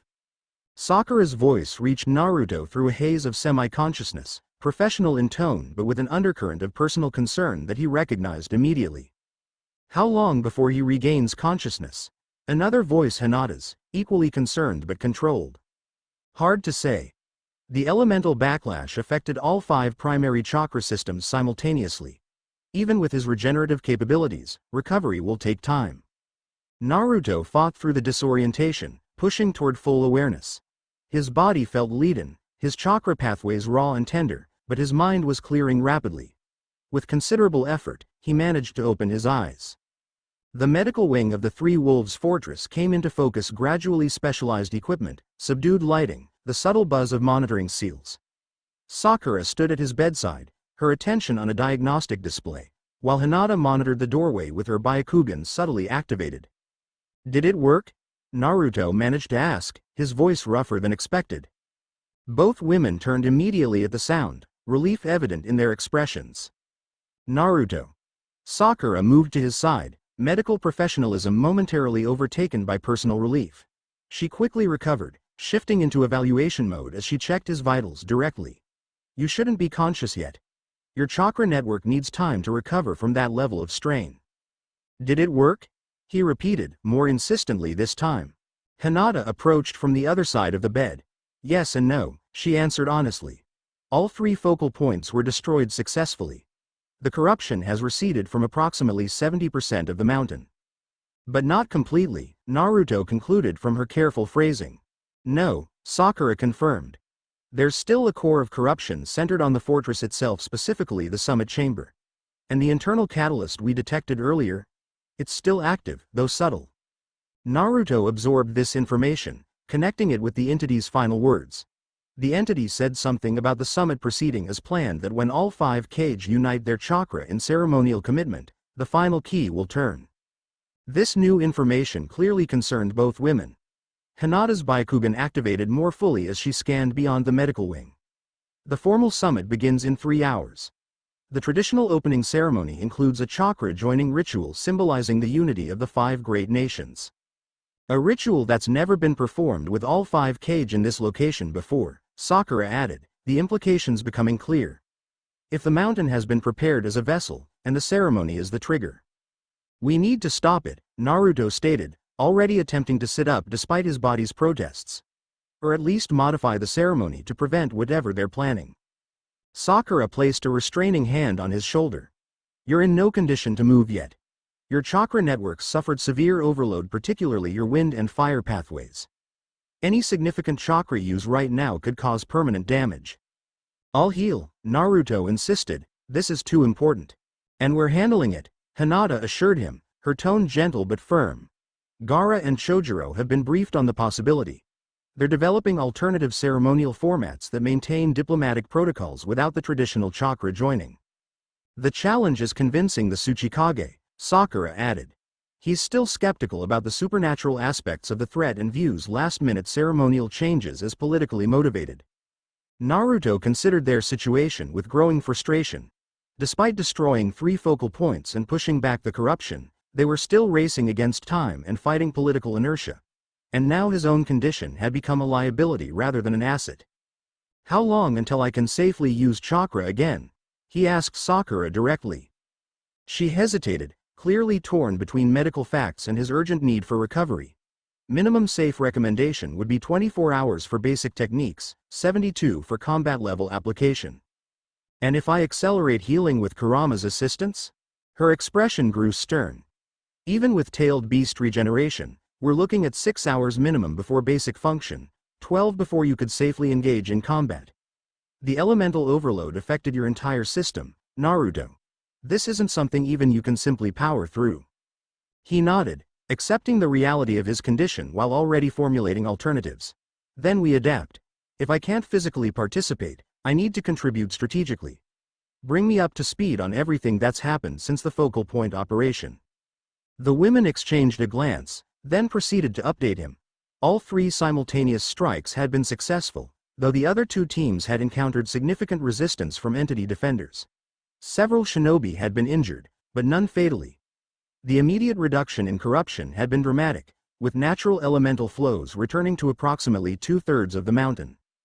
However, the core corruption centered on the fortress had actually intensified, becoming more concentrated and refined. Hinata's investigation team had traced the internal catalyst to the summit chamber itself, discovering microscopic seals carved into the very stone of the ceremonial table where the 5 Kage would sit. The seals are incredibly sophisticated, Hinata explained. Ancient symbols predating modern ninjutsu, combined with advanced chakra circulation patterns that would activate when exposed to the specific chakra signatures of all 5 Kage simultaneously. Can they be removed or neutralized? Naruto asked. Not without damaging the table itself, Sakura replied. Which would be noticed immediately and could create a diplomatic incident if done without explanation and agreement from all parties. So we need the Tsuchikage's cooperation after all, Naruto concluded. What's our current strategy for convincing him? Gaara is meeting with him privately right now, Hinata said. Using the concrete evidence we've gathered about the seals rather than focusing on the primal force aspect. The Mizukage and Reikage are both already convinced and supporting our position. Naruto processed this information, considering angles and approaches.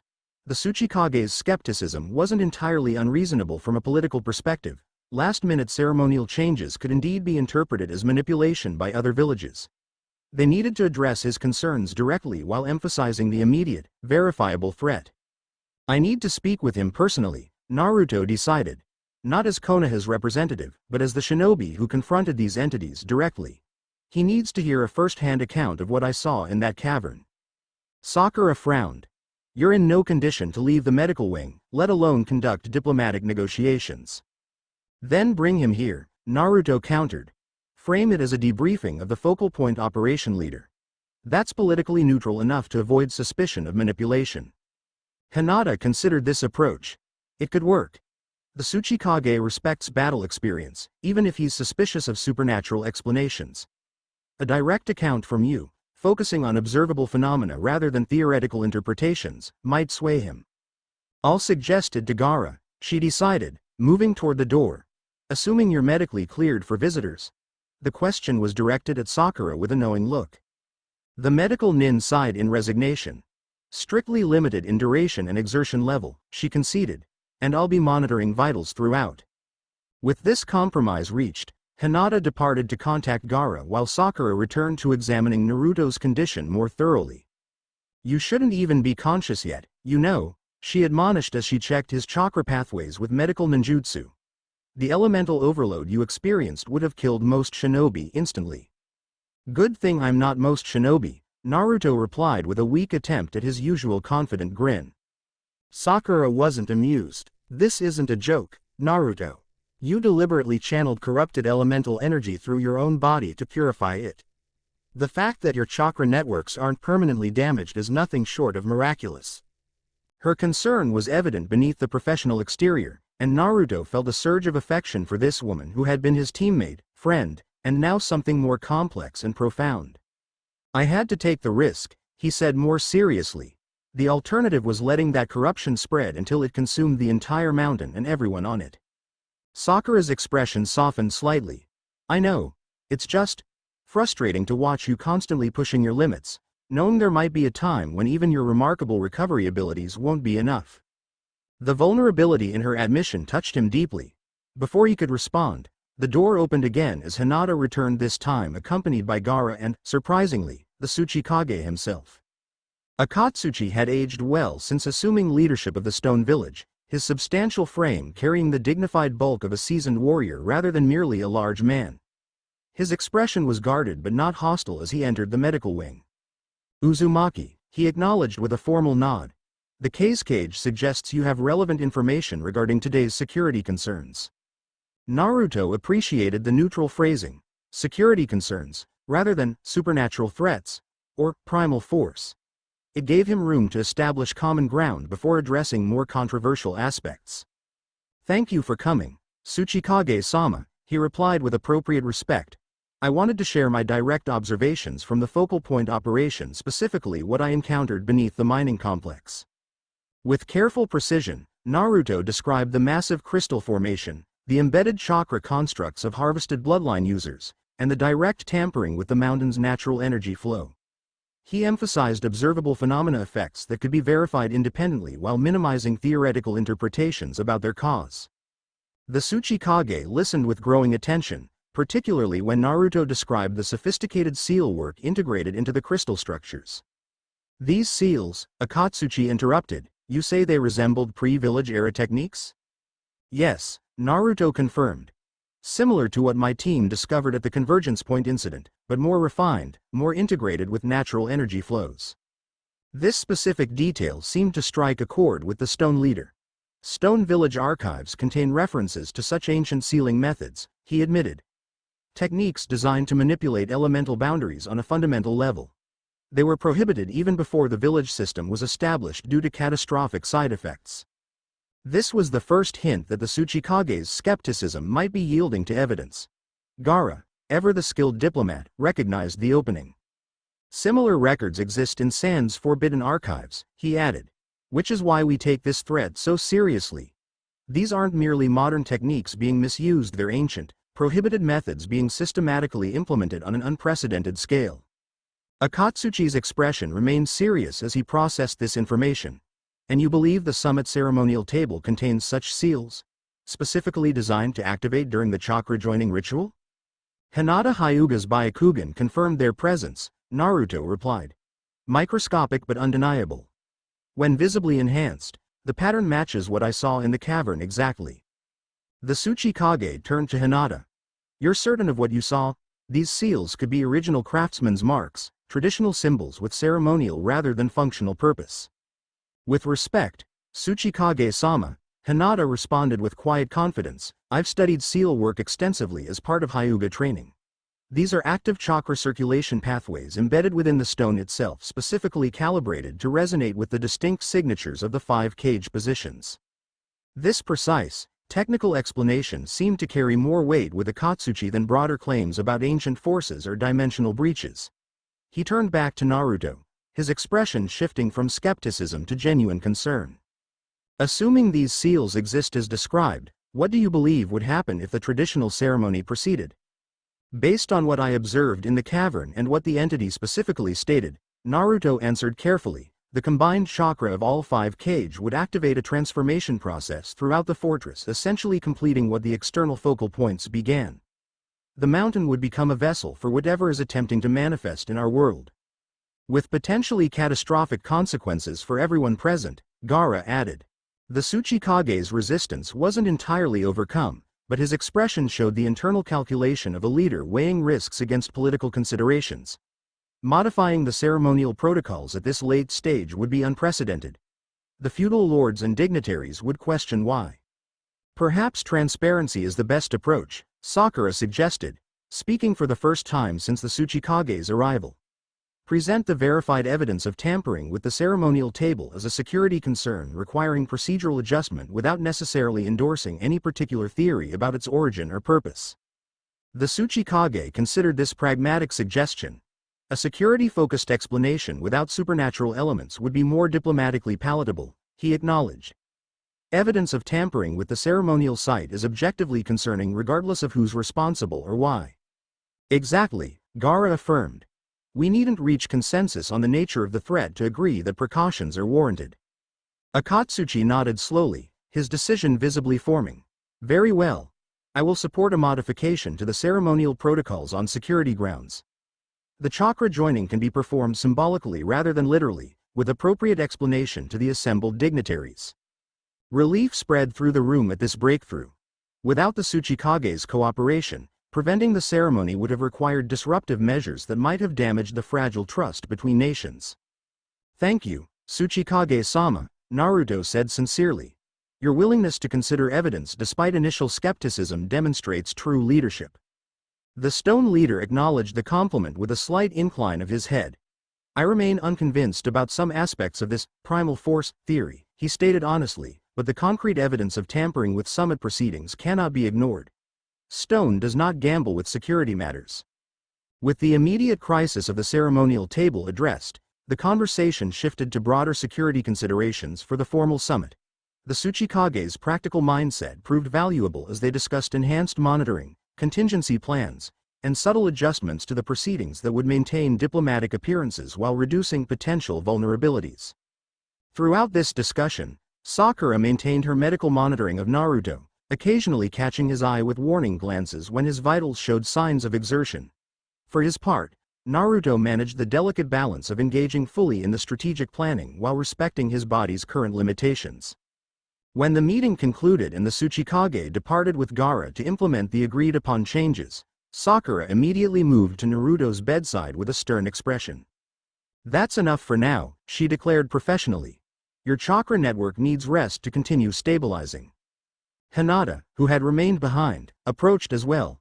She's right, Naruto-kun. You've accomplished what was needed. The ceremonial modifications will proceed with full 5 Kage support. Despite his natural inclination to push forward, Naruto recognized the wisdom in their concern. The coming hours would be critical, and rushing his recovery now could leave him unable to respond if new threats emerged. All right, he conceded. But keep me updated on any developments, and if anything changes with the corruption levels in the fortress. You'll be the first to know, Hinata assured him. I'll maintain regular Byakugan monitoring throughout the summit preparations. As they spoke, a subtle shift occurred in the atmosphere between them, the professional focus giving way to more personal connection. In the relative privacy of the medical wing, with immediate threats temporarily addressed, the complicated emotions underlying their relationship resurfaced. That was too close, Sakura said quietly, her medical examination becoming a gentle touch on his arm. When they brought you in. She didn't finish the thought, but the concern in her eyes completed it eloquently. I'm sorry for worrying you both, Naruto replied sincerely, but I'm not sorry for what I did, it was necessary. We know, Hinata acknowledged, her lavender eyes soft with understanding. Just as we know you did again if needed. That's who you are. The simple acceptance in her words, free from recrimination or demand that he change his nature, touched something deep in Naruto's heart. These two women truly knew him, accepted the core of who he was even while caring deeply about his well-being. Rest now, Sakura instructed, professional tone returning though her touch lingered a moment longer than strictly necessary. I need to check on the other injured team members, but I'll return shortly. And I should report to Gaara about the latest Byakugan scan results, Hinata added. The sooner we implement the ceremonial modifications, the better. As they prepared to leave, Naruto reached out, catching both their hands in a brief, meaningful gesture. No words were needed. The touch conveyed gratitude, affection, and the deepening bond between them. Once alone, Naruto closed his eyes and turned his attention inward, to the damaged chakra pathways that Sakura had described. The elemental overload had indeed affected all 5 primary systems, but the damage was already beginning to heal thanks to his natural vitality and Kurama's assistance. That was reckless even by your standards, the fox commented within their shared mindscape. But effective, Naruto countered. We destroyed the focal point and pushed back the corruption significantly. Yet something remains, Kurama observed. I can sense it even from within you, a residual distortion in the natural energy around this mountain. Whatever was attempting to manifest hasn't given up. This aligned with Naruto's own concerns.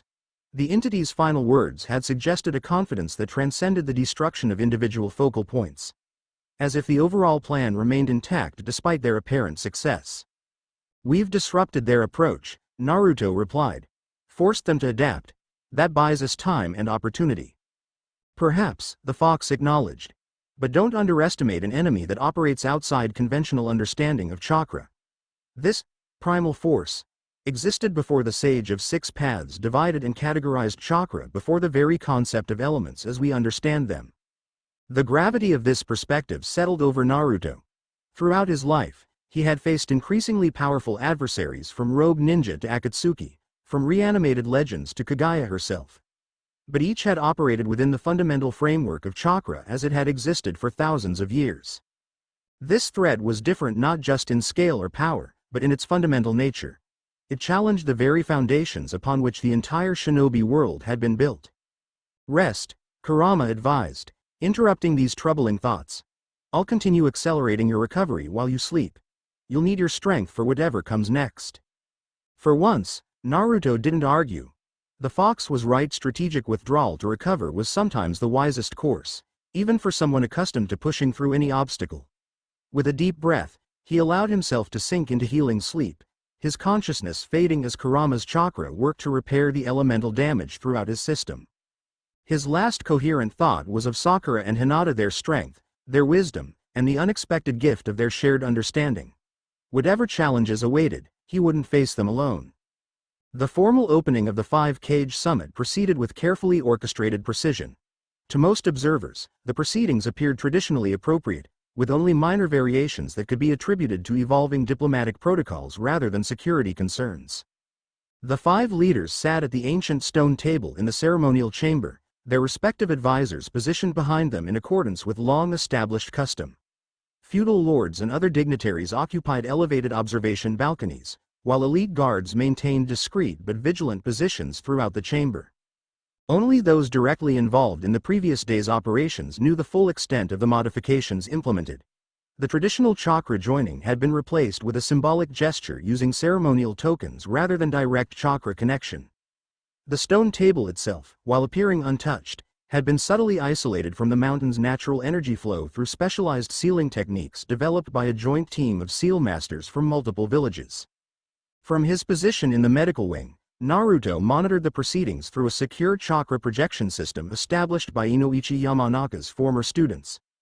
The technique allowed him to observe without being physically present, a compromise between his recovery needs and his responsibility as Konoha's representative. Sakura remained with him, dividing her attention between his medical monitoring and the summit feed. Hinata had taken his place in the ceremonial chamber, representing Konoha alongside the advisors originally selected for his delegation. Everything is proceeding according to the modified protocol, Sakura reported, watching as the cage completed the symbolic unity gesture. No signs of activation from the embedded seals. Naruto nodded, relief tempered by lingering concern. 6 hours had passed since his return from the mining complex, and his recovery was progressing faster than even Sakura had predicted.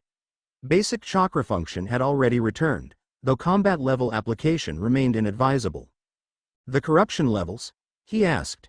Stable, Sakura replied, consulting the data from Hinata's latest Byakugan scan. Concentrated around the ceremonial chamber but not expanding. The isolation seals appeared to be containing it effectively. This was positive news, yet something still felt unresolved. The entity's confidence that the final key will turn, despite their interventions, suggested a contingency. They hadn't identified a backup plan that might activate regardless of the ceremonial modifications. As if responding to his concern, a subtle but distinct shift occurred in the natural energy flow throughout the fortress. Not dramatic enough to trigger alarms, but immediately noticeable to Naruto's heightened sensitivity. Something's happening, he said, sitting up straighter despite Sakura's immediate look of concern. Not in the ceremonial chamber, elsewhere in the fortress. Sakura immediately activated the communication seal connecting them to Hinata. Status check, she requested urgently. Naruto sensed an energy shift. Hinata's response came moments later, her voice low and controlled to avoid drawing attention in the ceremonial chamber. Confirmed. Minor fluctuation in the corruption pattern, but not originating here. My Byakugan range is limited by the chamber's structural interference. We need broader scanning, Naruto decided, already swinging his legs over the side of the bed. What are you doing? Sakura demanded, medical authority returning to her voice. I need a better vantage point, he explained. My sensory range is limited here, too many interfaces between medical equipment and natural energy flow. Before she could protest further, he added, I'm not planning to engage, just position myself where I can better monitor. My elemental sensitivity might catch what even the Byakugan misses. Sakura clearly wanted to object on medical grounds, but her tactical mind recognized the validity of his reasoning. Fine, she conceded reluctantly. But I'm accompanying you, and at the first sign of chakra pathway strain, we return immediately. They moved carefully through the fortress corridors, avoiding the heavily trafficked areas around the ceremonial chamber.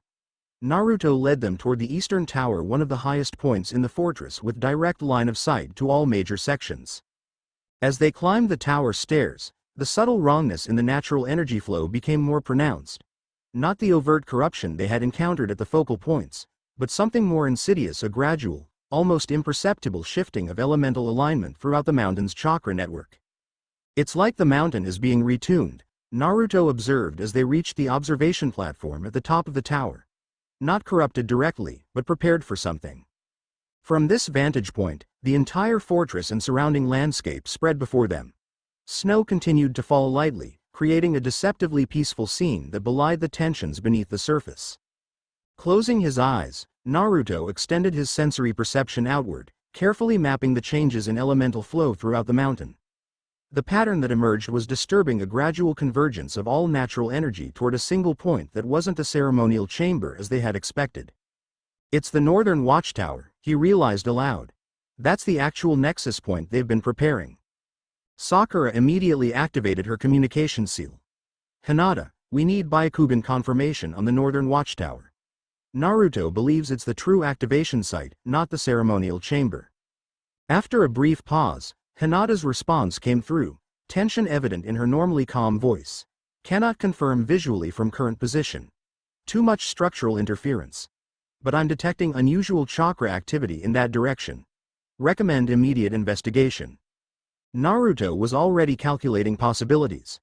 The northern watchtower was minimally staffed during summit proceedings, with most security personnel concentrated around the ceremonial chamber and main approaches.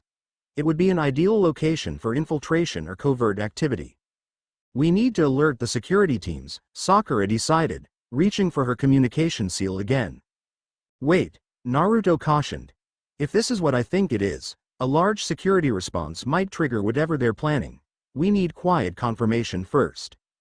You're proposing we investigate personally, Sakura stated flatly, her expression making it clear what she thought of this idea, despite your medical condition. I'm proposing one shadow clone for reconnaissance, Naruto clarified. Basic technique, minimal chakra expenditure, zero risk to my recovery. Sakura considered this compromise, medical concern balanced against tactical necessity. One clone, minimal duration, observation only, she finally agreed. And I monitor your vitals throughout. Nodding in acceptance of these terms, Naruto formed a single hand sign, carefully channeling just enough chakra for a basic shadow clone. The clone materialized beside them, solid but not enhanced with the additional chakra Naruto typically invested in combat clones. Northern Watchtower, observation only, he instructed. Standard reconnaissance protocol, dispel immediately if detected or after 5 minutes maximum. The clone acknowledged with a nod before leaping from the tower and moving with practiced stealth toward the northern section of the fortress. Naruto maintained the connection, experiencing the clone's observations in real time while Sakura monitored his physical condition for signs of strain. The clone's approach revealed nothing unusual externally. The northern watchtower appeared normal, with standard guard rotation and no visible disturbances. But as it drew closer, the elemental distortion became increasingly pronounced, centered specifically on the uppermost chamber of the tower. Using basic infiltration techniques to avoid the regular patrols, the clone gained access to the tower's interior staircase. As it ascended, the wrongness in the elemental flow intensified dramatically, not chaotic corruption like the focal points, but a precise, deliberate manipulation that felt almost surgical in its precision. The top chamber door was closed but unguarded, suspicious in itself during a high-security event like the summit. The clone paused, extending sensory perception to evaluate what might lie beyond. What it detected caused immediate alarm: multiple chakra signatures unlike any normal shinobi, fluctuating between elemental states in the now familiar pattern of the entities they had encountered.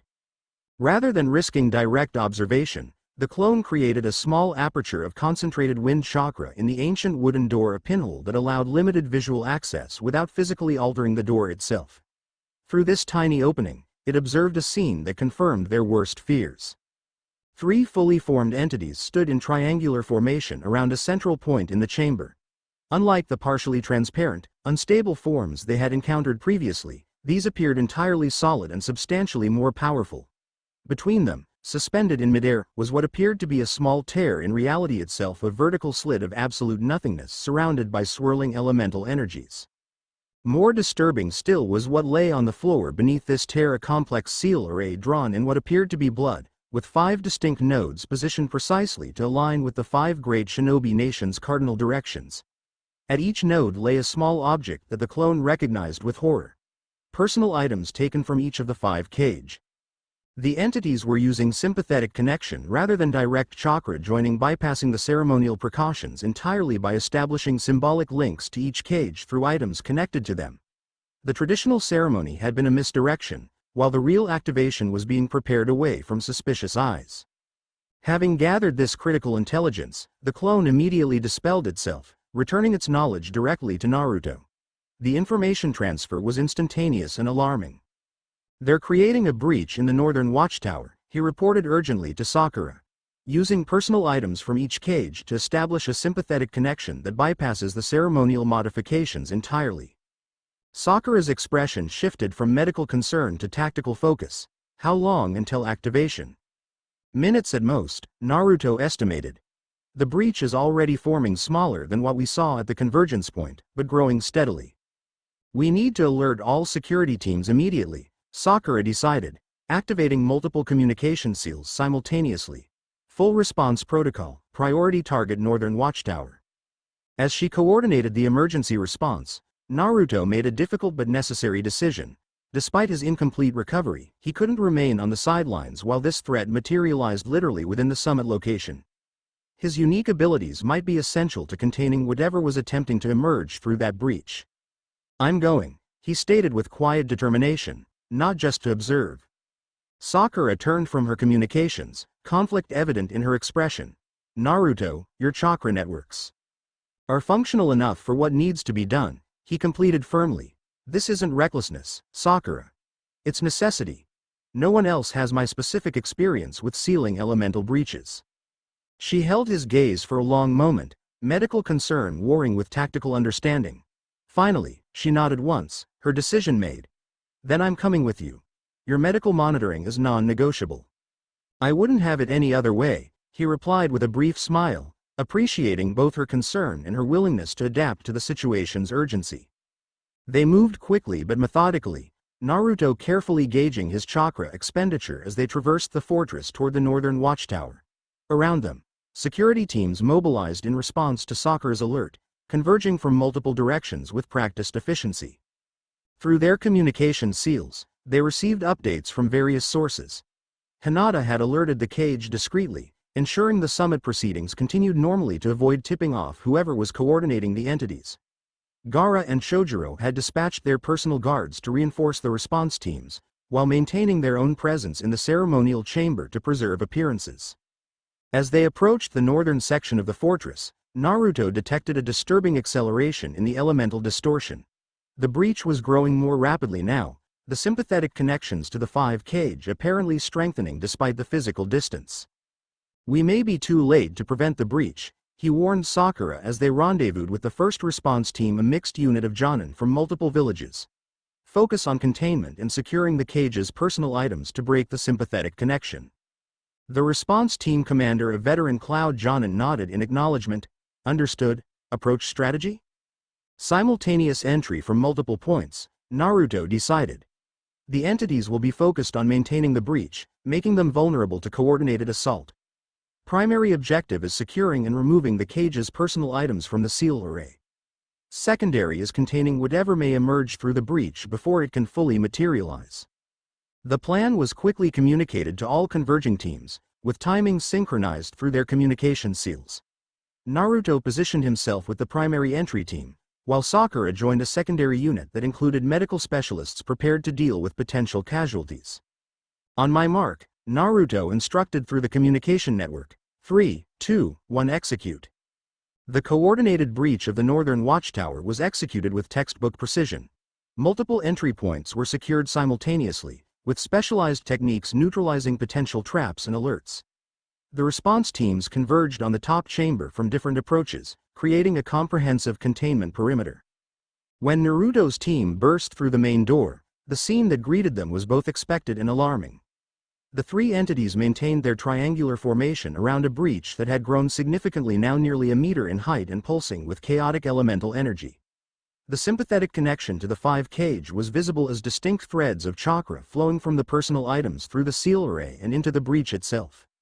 "Secure the artifacts," Naruto commanded, immediately engaging the nearest entity with a precisely calibrated wind technique designed to disrupt its form without risking damage to the chamber's structural integrity. The response teams moved with practiced coordination, each focusing on their assigned objectives. Specialized sealing experts targeted the blood-drawn array on the floor, while others moved to secure the personal items. What appeared to be a hair strand from the rakeage, a sand grain from the K's cage, a water droplet from the Mizukage, a stone fragment from the Tsuchikage, and a leaf from the Hokage. The entities responded with surprising coordination of their own. Rather than defending themselves individually, they shifted their triangular formation to create a protective barrier around the breach and seal array. Their movements were fluid and synchronized, suggesting a level of shared consciousness beyond what Naruto had observed in previous encounters. "Their tactical coordination has improved," he noted to the team commander. "They're prioritizing the breach over individual survival." This observation proved accurate as the entities absorbed multiple high-level techniques without attempting to counterattack, focusing entirely on maintaining the integrity of the breach and the sympathetic connections feeding it. As the battle intensified, Naruto carefully managed his chakra output, respecting the limitations of his recovering pathways while still contributing effectively to the operation. His experience with the entities gave him insight into their vulnerabilities, particularly the fluctuation points where they transitioned between elemental states. "Target the junction points between elemental phases," he advised the response teams. "Brief windows of vulnerability during state transitions." The coordinated assault gradually gained momentum, with multiple shinobi adapting their techniques to exploit these momentary weaknesses. One entity was temporarily dispersed, its form dissolving into motes of elemental energy before beginning to reconstitute at a slower rate than previously observed. Despite this progress, the breach continued to expand, now pulsing with increasing frequency as something began to push through from the other side. Through the widening tear, glimpses of what lay beyond became visible, not darkness or another landscape, but a swirling maelstrom of pure, indifferentiated elemental energy. "We need to break the sympathetic connections immediately," Naruto urged, recognizing the signs of imminent manifestation. "The breach is stabilizing independently of the entity's support." A team of specialized shinobi had reached the seal array, working to disrupt its patterns while others attempted to secure the cage's personal items. But as they approached, the items themselves began to glow with intense elemental energy, raising barriers that repelled conventional contact. Conventional sealing techniques are ineffective, reported a sand seal master. The sympathetic connection has progressed too far, it's self-sustaining now. This was the worst-case scenario Naruto had feared. Once a sympathetic connection reached self-sustainability, breaking it required either removing the original source, the cage themselves, which wasn't feasible, or introducing a more powerful sympathetic link to override the existing connections. As he processed these options, the breach pulsed violently, expanding to nearly 2 meters in height. Through the widening tear, a form began to take shape, not fully corporeal, but more defined than mere energy. A humanoid silhouette composed of swirling elemental forces, its features constantly shifting between different aspects as if unable to settle on a single manifestation. Primal manifestation beginning, Naruto warned through the communication network. All units prepare for extreme elemental disruption. The entity he had encountered in the mining cavern had described itself as a fragment and seed. What was emerging now appeared to be something more substantial, not yet the full primal force perhaps, but a more complete aspect of it than anything they had encountered previously. In that moment of crisis, Naruto made a decision that balanced risk against necessity. His chakra networks were still recovering, but he possessed something unique that might override the sympathetic connection. His harmonized elemental chakra that contained aspects of all 5 primary natures simultaneously.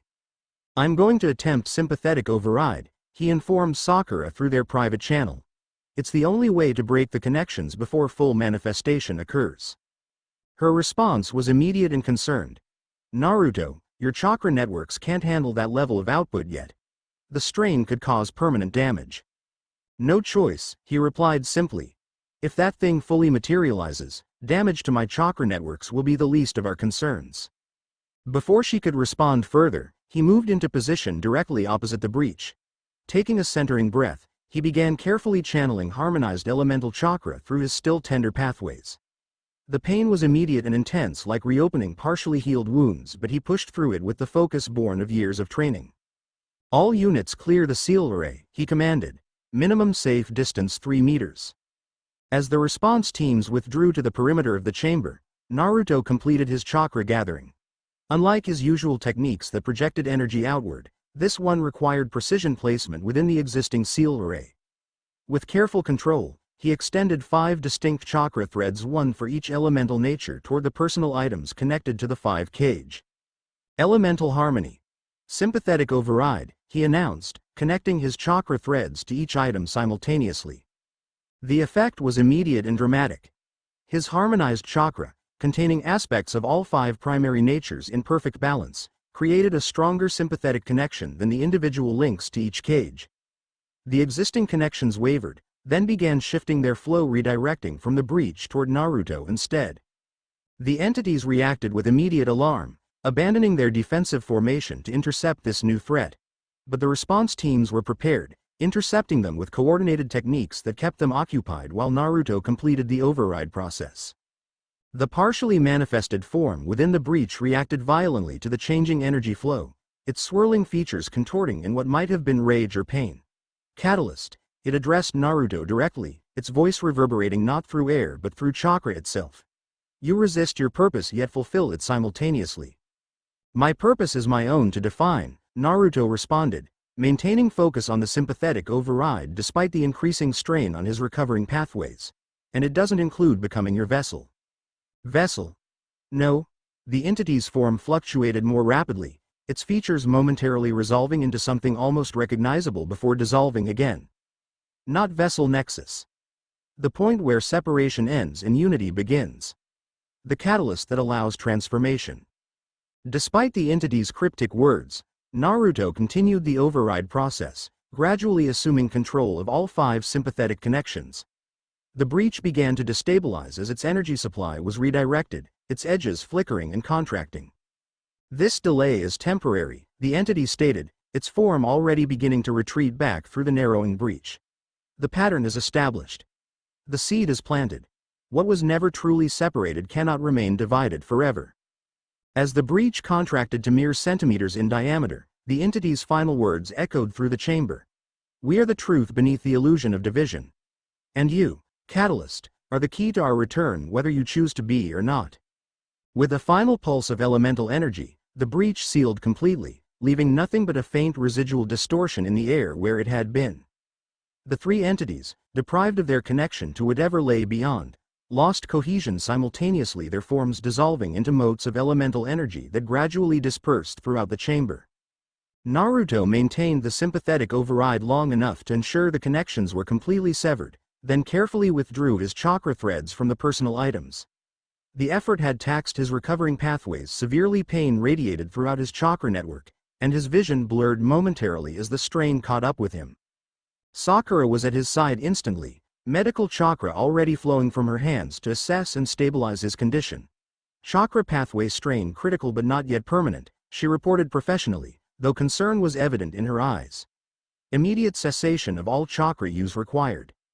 The response teams moved efficiently to secure the chamber, collecting the personal items for return to their respective cage and documenting the now inactive seal array for further analysis.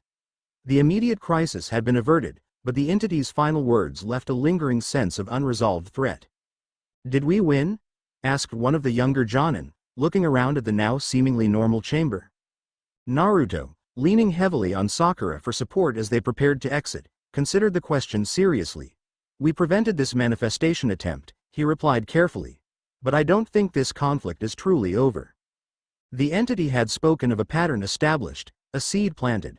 Whatever the primal force truly was, it had achieved something during these events, some foothold or connection that might not be immediately visible.